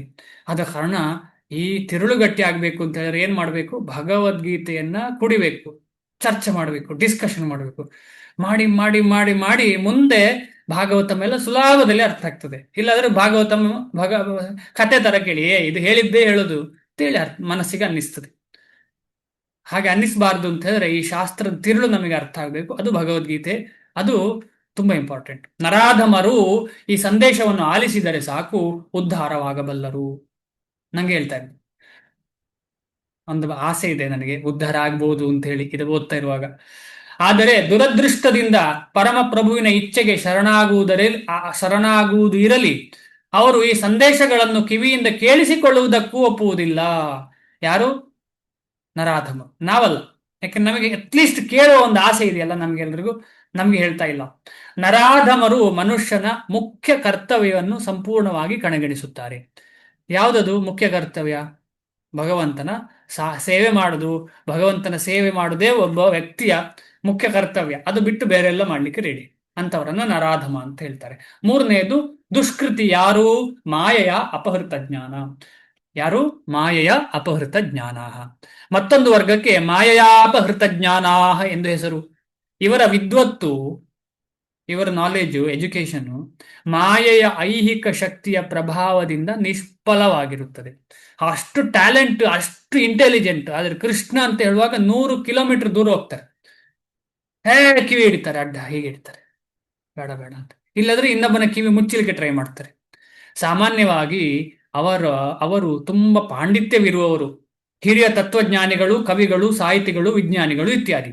ಆದರೆ ಮಾಯಾಶಕ್ತಿಯು ಅವರನ್ನು ತಪ್ಪು ದಾರಿಗೆ ಎಳೆಯುತ್ತದೆ. ಆದುದರಿಂದ ಅವರು ಭಗವಂತನಿಗೆ ಅವಿಧೇಯರಾಗುತ್ತಾರೆ. ಮಾಯಾಪಹೃತ ಜ್ಞಾನ ಎನ್ನಿಸಿಕೊಳ್ಳುವ ಜನರ ಸಂಖ್ಯೆ ಈಗ ಬಹುದೊಡ್ಡದು. ಭಗವದ್ಗೀತೆಯ ವಿದ್ವಾಂಸರಲ್ಲಿ ಸಹ ಇವರ ಸಂಖ್ಯೆ ದೊಡ್ಡದು. ತುಂಬಾ ಇಂಪಾರ್ಟೆಂಟ್ ಇಲ್ಲಿ. ಭಗವದ್ಗೀತೆಯ ವಿದ್ವಾಂಸರಲ್ಲಿ ನೋಡಿ, ಭಗವದ್ಗೀತೆಯನ್ನೇ ಓದ್ತಾ ಇರೋದು ಅದು, ಆದರೆ ಮಾಯಯಾಪಹೃತ ಜ್ಞಾನ. ಯಾಕೆ? ಭಗವದ್ಗೀತೆಯನ್ನೇ ಭಗವಂತ ಕೊಟ್ಟ ಭಗವಂತನ ಶಬ್ದವನ್ನೇ ಓದ್ತಾ ಇರೋದು, ಆದರೆ ಭಗವದ್ಗೀತೆಯನ್ನೇ ಉಲ್ಟ ಬರೀತಾರೆ, ಮಾಯಾಪಹೃತ ಜ್ಞಾನ. ಯಾಕೆ? ಯಾಕೆ ಅಂತ ಹೇಳಿದ್ರೆ ಅವರಿಗೆ ಪರಂಪರೆ ಇಲ್ಲ, ಗುರುಗಳು ಇಲ್ಲ, ನಿಜವಾದ ಪರಂಪರೆಗೆ ಅವರು ಸೇರ್ಕೊಂಡಿಲ್ಲ ಅಂತ ಹೇಳಿ. ಎಷ್ಟು ಡೇಂಜರಸ್ ಪರಂಪರೆ ಇಲ್ಲ ಅಂತ ಹೇಳಿದ್ರೆ, ಎಲ್ಲಿಗೋ ಕರ್ಕೊಂಡು ಹೋಗ್ತದೆ ಅದು. ಯಾಕೆಂದ್ರೆ ನಾನು ಅಂತ ಹೇಳುವ ಮನೋಭಾವದಿಂದ ಬರೆಯುವವರು ಯಾರ ಕೈಯಲ್ಲಿ ಇರ್ತಾರೆ? ಮಾಯೆಯ ಕೈಯಲ್ಲಿ ಇರ್ತಾರೆ. ಗೀತೆಯಲ್ಲಿ ಸ್ಪಷ್ಟವಾದ ಮತ್ತು ಸರಳವಾದ ಭಾಷೆಯಲ್ಲಿ ಕೃಷ್ಣನು ದೇವೋತ್ತಮ ಪರಮ ಪುರುಷ ಎಂದು ಹೇಳಿದೆ. ಅವನಿಗೆ ಸರಿಸಮಾನರಾದವರು ಅಥವಾ ಅವನಿಗಿಂತ ಹಿರಿಯರಾದವರು ಯಾರೂ ಇಲ್ಲ. ಎಲ್ಲ ಮನುಷ್ಯರ ಮೂಲ ಜನಕನಾದ ಬ್ರಹ್ಮನ ತಂದೆ ಕೃಷ್ಣ ಎಂದು ಹೇಳಿದೆ. ವಾಸ್ತವವಾಗಿ ಕೃಷ್ಣನು ಬ್ರಹ್ಮನ ತಂದೆ ಎಂದು ಮಾತ್ರವೇ ಹೇಳಿಲ್ಲ, ಅವನು ಜೀವದ ಎಲ್ಲ ವರ್ಗಗಳ ತಂದೆ ಎಂದು ಹೇಳಿದೆ. ಇಷ್ಟೆಲ್ಲ ಹೇಳಿದೆ ಶ್ರೀಮದ್ ಭಗವದ್ಗೀತೆಯಲ್ಲಿ, ಆದರೆ ಆಕ್ಸೆಪ್ಟೇ ಮಾಡುದಿಲ್ಲ. ಅದು ಯಾರೋ ಕೃಷ್ಣನ ಒಳಗಿರುವ ಆತ್ಮ ಅಂತ, ಒಂದು ಶಕ್ತಿ ಅಂತ ಹೇಳಿ ಈ ರೀತಿಯಲ್ಲಿ ಚಿಂತನೆ. ಅವನು ನಿರಾಕಾರ ಬ್ರಹ್ಮನ ಮತ್ತು ಪರಮಾತ್ಮನ ಬೇರು. ಯಾರು? ಕೃಷ್ಣ. ಪ್ರತಿ ಜೀವಿಯಲ್ಲಿನ ಪರಮಾತ್ಮನು ಅವನ ಸ್ವಾಂಶ. ಪ್ರತಿ ಜೀವಿಯಲ್ಲಿನ ಪರಮಾತ್ಮನು ಅವನ ಸ್ವಾಂಶ. ಇದು ಯಾರು ಹೇಳ್ತೀರಿ? ಯಾರಾದ್ರೂ ಹೇಳಿ, ಯಾರು ಸ್ವಾಂಶ? ಕೃಷ್ಣನ ಸ್ವಾಂಶ ಯಾರು? ಬೇಗ ಅನ್ಮ್ಯೂಟ್ ಮಾಡಿ ಹೇಳಿ. ಹರೇ ಕೃಷ್ಣ, ಇದ್ದೀರಾ? ಹರೇ ಕೃಷ್ಣ ಕೃಷ್ಣ, ಪ್ರಭುಜಿ. ಹೇಳಿ ಮತ್ತೆ. ಸಂಕರ್ಷಣ, ಬಲರಾಮ. ಅಲ್ಲಲ್ಲ, ಇಲ್ಲಿ ಬಂದದಕ್ಕೆ ಅಷ್ಟೇ ಮತ್ತೆ. ಈ ಶ್ಲೋಕದಲ್ಲಿ ಪ್ರತಿ ಜೀವಿಯಲ್ಲಿನ ಪರಮಾತ್ಮನು ಅವನ ಸ್ವ ಅಂಶ ಅಂತ ಹೇಳಿದ್ದಾರೆ. ಕೃಷ್ಣನ ಸ್ವಾಂಶ ಯಾರು ಅಂತ ಕೇಳಿದೆ ಅಷ್ಟೇ, ನೇರ ಪ್ರಶ್ನೆ. ನಾವೆಲ್ಲರೂ ಅಲ್ವಾ ಪ್ರಭು? ಇಲ್ಲ, ನಾವು ಸ್ವಾಂಶ ಅಲ್ಲ. ಬಲರಾಮ. ಹಾ, ಆತ್ಮನ ಆತ್ಮ ಅಂದ್ರೆ ನೀವೇ. ನಾವೇ. ನಾನೇ ನೀವೇ ಅಂತ ತಮಾಷೆಗೆ ಹೇಳಿದೆ. ನಾವೆಲ್ಲರೂ ಪ್ರತಿ ಜೀವಿಯಲ್ಲಿನ ಪರಮಾತ್ಮನು ಅವನ ಸ್ವ ಅಂಶ, ಕೃಷ್ಣನ ಸ್ವಾಂಶ. ಹಾ, ಅಲ್ಲ, ನಾನು ಕರೆಕ್ಟ್ ಹೇಳಿದ್ದೀರಿ. ಆದ್ರೆ ನಾನು ಕೇಳಿದ್ದು ಈ ಶ್ಲೋಕ, ಈ ವಾಕ್ಯದಲ್ಲಿ ಏನ್ ಹೇಳಿದೆ? ಪರಮಾತ್ಮ ಅವನ ಸ್ವಾಂಶ, ಕೃಷ್ಣನ ಸ್ವಾಂಶ ಯಾರು? ಪರಮಾತ್ಮ ಅಂತ ಹೇಳಿದ್ದ ಪ್ರಶ್ನೆ ಅಷ್ಟೇ. ಜೀವ ಅಲ್ಲ, ಪರಮಾತ್ಮ. ಜೀವ ಅಂತ ಹೇಳಿದ್ರೆ ವಿಭಿನ್ನ ಅಂಶ, ವಿಶೇಷವಾದ ಭಿನ್ನಾಂಶ. ಸ್ವ ಅಂಶ ಅಲ್ಲ. ಸ್ವ ಅಂತ ಹೇಳಿದ್ರೆ ಏನು? ಸ್ವ ಅಂದ್ರೆ ಏನು? ಸೆಲ್ಫ್. ಹಾ, ಸೆಲ್ಫ್. ಸ್ವ ಅಂತ ಹೇಳಿದ್ರೆ ಅಂತರಂಗ ಶಕ್ತಿ. ನಾನು ನನ್ನದು. ಅಲ್ಲಲ್ಲ ಮಾತಾಜಿ, ಕೃಷ್ಣನ ಅಂತರಂಗ ಶಕ್ತಿಯ ಶಕ್ತಿಗೆ ಎಲ್ಲದಕ್ಕೂ ಸ್ವಾಂಶ ಅಂತ ಹೇಳುವಂಥದ್ದು ಅಂತರಂಗ ಶಕ್ತಿ. ನಾವ್ಯಾರು? ನಾವು ನಾವು ಮಧ್ಯೆ ಇರುವವರು. ನಾವು ಮಧ್ಯೆ ಇರೋರು. ನಮಗೆಂತ ಹೆಸರು? ಆ ಕಡೆ ಇಲ್ಲ, ಈ ಕಡೆ ಇಲ್ಲ, ಮಧ್ಯ. ತಟಸ್ಥ ಶಕ್ತಿ. ಹಾ, ತಟ ತಟಸ್ಥ ಶಕ್ತಿ. ಆದ ಕಾರಣ ತಟಸ್ಥ ಶಕ್ತಿ ಯಾವತ್ತೂ ಸ್ವಾಂಶ ಆಗ್ಲಿಕ್ಕೆ ಸಾಧ್ಯ ಇಲ್ಲ.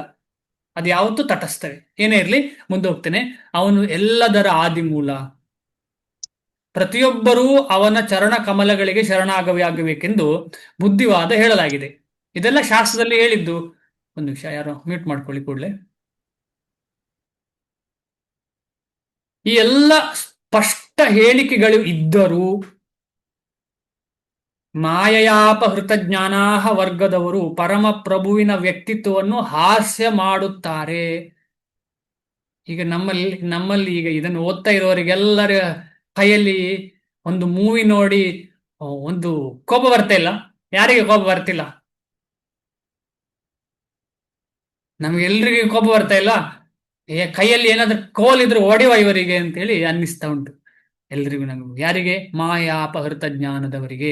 ಯಾಕೆಂತಂದ್ರೆ ನಮ್ಮ ಪ್ರೀತಿಯ ಕೃಷ್ಣನ ಬಗ್ಗೆ ಹಾಸ್ಯ ಮಾಡ್ತಿದ್ದಾರಲ್ಲ, ಅಷ್ಟು ಬುದ್ಧಿ ಇಲ್ವಾ ಅಂತ ಅನ್ನಿಸ್ಲೇಬೇಕು. ಅನ್ನಿಸ್ಲಿಲ್ಲ ಅಂತ ಹೇಳಿದ್ರೆ ನಾವು ಭಕ್ತರಲ್ಲ. ಕೋಪ ಬರಲೇಬೇಕು. ಕೋಪ ಬರ್ಲಿಲ್ಲ ಅಂದ್ರೆ ಭಕ್ತರಲ್ಲ. ಶ್ರೀಲ ಪ್ರಭುಪಾದರು ಹೇಗೆ ಬರೆದಿದ್ದಾರೆ ಅಂತ ಹೇಳಿದ್ರೆ ನಮಗೆಲ್ಲ ಕೋಪ ಬರಲೇಬೇಕು. ಕೋಪ ಬರ್ಲಿಲ್ಲ ಅಂದ್ರೆ ಏನು ಭಕ್ತರು ನಾವು? ಕೃಷ್ಣನ ಬಗ್ಗೆ ಆಸೆ ಮಾಡ್ತಾ ಇದ್ದಾರೆ, ನಾವು ಸುಮ್ಮನೆ ಇರುವುದಾ? ಸಾಧ್ಯವೇ ಇಲ್ಲ. ಮತ್ತು ಅವನು ಇನ್ನೊಬ್ಬ ಮನುಷ್ಯ ಮಾತ್ರ ಎಂದು ಭಾವಿಸುತ್ತಾರೆ. ನಮ್ಮ ಕೋಪವನ್ನು ಹೇಗೆ ಪ್ರದರ್ಶಿಸಬೇಕು? ಯಾರಾದ್ರೂ ಹೇಳ್ತೀರಾ? ನಮ್ಮ ಕೋಪವನ್ನು ಹೇಗೆ ಪ್ರದರ್ಶಿಸಬೇಕು? ಮಾಯಾಪಹೃತ ಜ್ಞಾನ ಅಂತ ಹೇಳುವ ವ್ಯಕ್ತಿಗಳು ಕೃಷ್ಣನನ್ನ ಹಾಸ್ಯ ಮಾಡುವಾಗ ನಮ್ಮ ಕೋಪವನ್ನು ಹೇಗೆ ಪ್ರದರ್ಶಿಸಬೇಕು? ಹೆಚ್ಚು ಪ್ರಚಾರ ಮಾಡಬೇಕು. ಹರಿಬೋಲ್. ಹೆಚ್ಚು ಪ್ರಚಾರ ಮಾಡಬೇಕು. ಯಾವ ರೀತಿಯಲ್ಲಿ ಅವರ ಮನಸ್ಥಿತಿಯನ್ನ ಬದಲಾವಣೆ ಮಾಡಬಹುದು ಅಂತ ಚಿಂತನೆ ಮಾಡಬೇಕು. ಮಾತಾಜಿ ಹೇಳಿದ್ದು ಕರೆಕ್ಟು. ಅದು ಚೈತನ್ಯ ಮಹಾಪ್ರಭುಗಳ ಶ್ರೀಲ ಪ್ರಭುಪಾದರ ಪಂಥ. ಯುದ್ಧ ಅಲ್ಲ, ಕೋಲಿ ಹಿಡಿಯುವುದಲ್ಲ ಪಂಥ. ಖಂಡಿತವಾಗಿ ಭಕ್ತಿಯನ್ನ ಭರಿಸಲಿಕ್ಕೆ ಯುದ್ಧ ಈ ರೀತಿಯದ್ದಲ್ಲ. ಬೇರೆ ಅಗತ್ಯಕ್ಕೆ ಖಂಡಿತವಾಗಿ ಮಾಡಬಹುದು. ಆದರೆ ಭಕ್ತಿ ಭರಿಸಲಿಕ್ಕೆ ನಾವು ಯಾವತ್ತು ಯುದ್ಧ ಮಾಡುವುದಂದ್ರೆ ಭಕ್ತಿಯ ಪ್ರಚಾರವೇ ನಮ್ಮ ಯುದ್ಧ. ಮತ್ತು ಅವನು ಇನ್ನೊಬ್ಬ ಮನುಷ್ಯ ಮಾತ್ರ ಎಂದು ಭಾವಿಸುತ್ತಾನೆ. ಯಾರು? ಕೃಷ್ಣ ಒಬ್ಬ ಮನುಷ್ಯ ಮಾತ್ರ ಅಂತ ಭಾವಿಸ್ತಾನೆ. ಭಗವಂತನ ಅನುಗ್ರಹ ಪಡೆದಿರುವ ಮಾನವ ಜನ್ಮದ ರೂಪವನ್ನು ಪರಮ ಪ್ರಭುವಿನ ನಿತ್ಯವಾದ ಮತ್ತು ದಿವ್ಯವಾದ ರೂಪವನ್ನು ಅನುಸರಿಸಿ ರೂಪಿಸಿದೆ ಎನ್ನುವುದು ಇವರಿಗೆ ತಿಳಿದಿಲ್ಲ. ಅಂದ್ರೆ ಕೃಷ್ಣ ಬರುವಾಗ ನನ್ನ ಹಾಗೆ ಮನುಷ್ಯನಿಗೆ ಅನುಗುಣವಾಗಿ ಕೃಷ್ಣ ದೇಹ ಸಿಕ್ಕಿದೆ ಅಂತ ಹೇಳು. ಕೃಷ್ಣನಿಗೆ ಮನುಷ್ಯನ ದೇಹ ಅಂದ್ರೆ ಕೃಷ್ಣನ ದೇಹದಿಂದಾಗಿ ನಮಗೆ ಮನುಷ್ಯ ದೇಹ ಸಿಕ್ಕಿದೆ ಅಂತ ನಾವು ತಿಳ್ಕೊಳ್ಳೋದಿಲ್ಲ. ಈ ಮನುಷ್ಯ ದೇಹ ಇದೆಯಲ್ಲ, ಅದಕ್ಕೆ ಮೂಲ ಯಾರು? ಕೃಷ್ಣ. ಯಾಕೆ ಕೃಷ್ಣ? ಕೃಷ್ಣ ಮನುಷ್ಯನ ರೀತಿಯಲ್ಲಿ ಇದ್ದಾನೆ ಗೋಲೋಕದಲ್ಲಿ. ದೇಹ ಆ ತರ ಪರಂಪರಾ ಪದ್ಧತಿಯ ವ್ಯಾಪ್ತಿಯ ಆಚೆಗಿರುವ ಮಾಯಾಪಹೃತ ಜ್ಞಾನಾಹ ವರ್ಗದವರು ಅಧಿಕಾರವಿಲ್ಲದೆಯೇ ಕೊಡುವ ಗೀತೆಯ ವ್ಯಾಖ್ಯಾನಗಳು ಆಧ್ಯಾತ್ಮಿಕ ಅರಿವಿನ ಹಾದಿಯಲ್ಲಿ ಅಡಚಣೆಗಳು. ಆದ ಕಾರಣ ಎಲ್ಲಿ ಕೂಡ ಬೇರೆ ಕಡೆ ಹೋಗಿ ಕೇಳಬಾರ್ದು. ಅದು ಜಾಗೃತಿ ನೋಡ್ಬೇಕು, ಎಲ್ಲಿಂದ ಸಿಗ್ತಾ ಇದೆ ಈ ಜ್ಞಾನ ಅಂತ ಹೇಳಿ. ಸುಮ್ಮನೆ ಸಿಕ್ಕಿದಲ್ಲೆಲ್ಲ ಯೂಟ್ಯೂಬ್ ಅಲ್ಲಿ ಬಂದದ್ದೆಲ್ಲ ಭಗವದ್ಗೀತೆ ಆಗುದಿಲ್ಲ. ಆದ ಕಾರಣ ಯೂಟ್ಯೂಬ್ ಆಗ್ಲಿ ಈ ರೀತಿಯದ್ದೆಲ್ಲ ಪ್ರವಚನಕ್ಕೆ ಹೋಗುದು ಉಂಟಲ್ಲ, ಸ್ವಲ್ಪ ಕೇರ್ಫುಲ್ ಆಗಿ ಇರ್ಬೇಕು. ಎಲ್ಲಿ ಹೋಗ್ತೇವೆ ಅಂತ ನಾವು ಸ್ವಲ್ಪ ಚರ್ಚೆ ಮಾಡಬೇಕು, ಚಿಂತನೆ ಮಾಡಬೇಕು. ನಮಗೆ ಅಂತ ಹೇಳಿ ಸಜೆಷನ್ ಕೊಡುವ ಯಾರಾದ್ರೂ ದೊಡ್ಡವರಿದ್ರೆ ಅವರಲ್ಲಿ ಕೇಳಬೇಕು. ನಾನು ಹೀಗೆ ಕೇಳ್ತಾ ಇದ್ದೇನೆ, ಸರಿಯಾ ಅಂತ ಹೇಳಿ. ಯಾಕೆಂತ ಹೇಳಿದ್ರೆ ಈಗ ಪ್ರವಚನಕಾರರಿಗೇನು ಕಮ್ಮಿಯಾ? ತುಂಬಾ ಇದ್ದಾರೆ. ಯೂಟ್ಯೂಬ್ ಓಪನ್ ಮಾಡಿದ್ರೆ ಅಥವಾ ಈಗ ನಾವು ಕೇಳಿದ್ರೆ ತುಂಬಾ ಜನ ಇದ್ದಾರೆ. ಆದರೆ ತುಂಬಾ ಜನರಿಂದ ಕೇಳಬಾರ್ದು. ಅದೊಂದು ಸೆಲೆಕ್ಟಿವ್ ಆಗಿರ್ಬೇಕು. ಯಾಕೆಂತ ಹೇಳಿದ್ರೆ ಶ್ರವಣ ಅಂತ ಹೇಳುವಂಥದ್ದು ಆ ವ್ಯಕ್ತಿ ಮಾಡುವ ಸಾಧನೆ ಕೂಡ ನಮ್ಮ ಒಳಗೆ ಸೇರ್ತದೆ.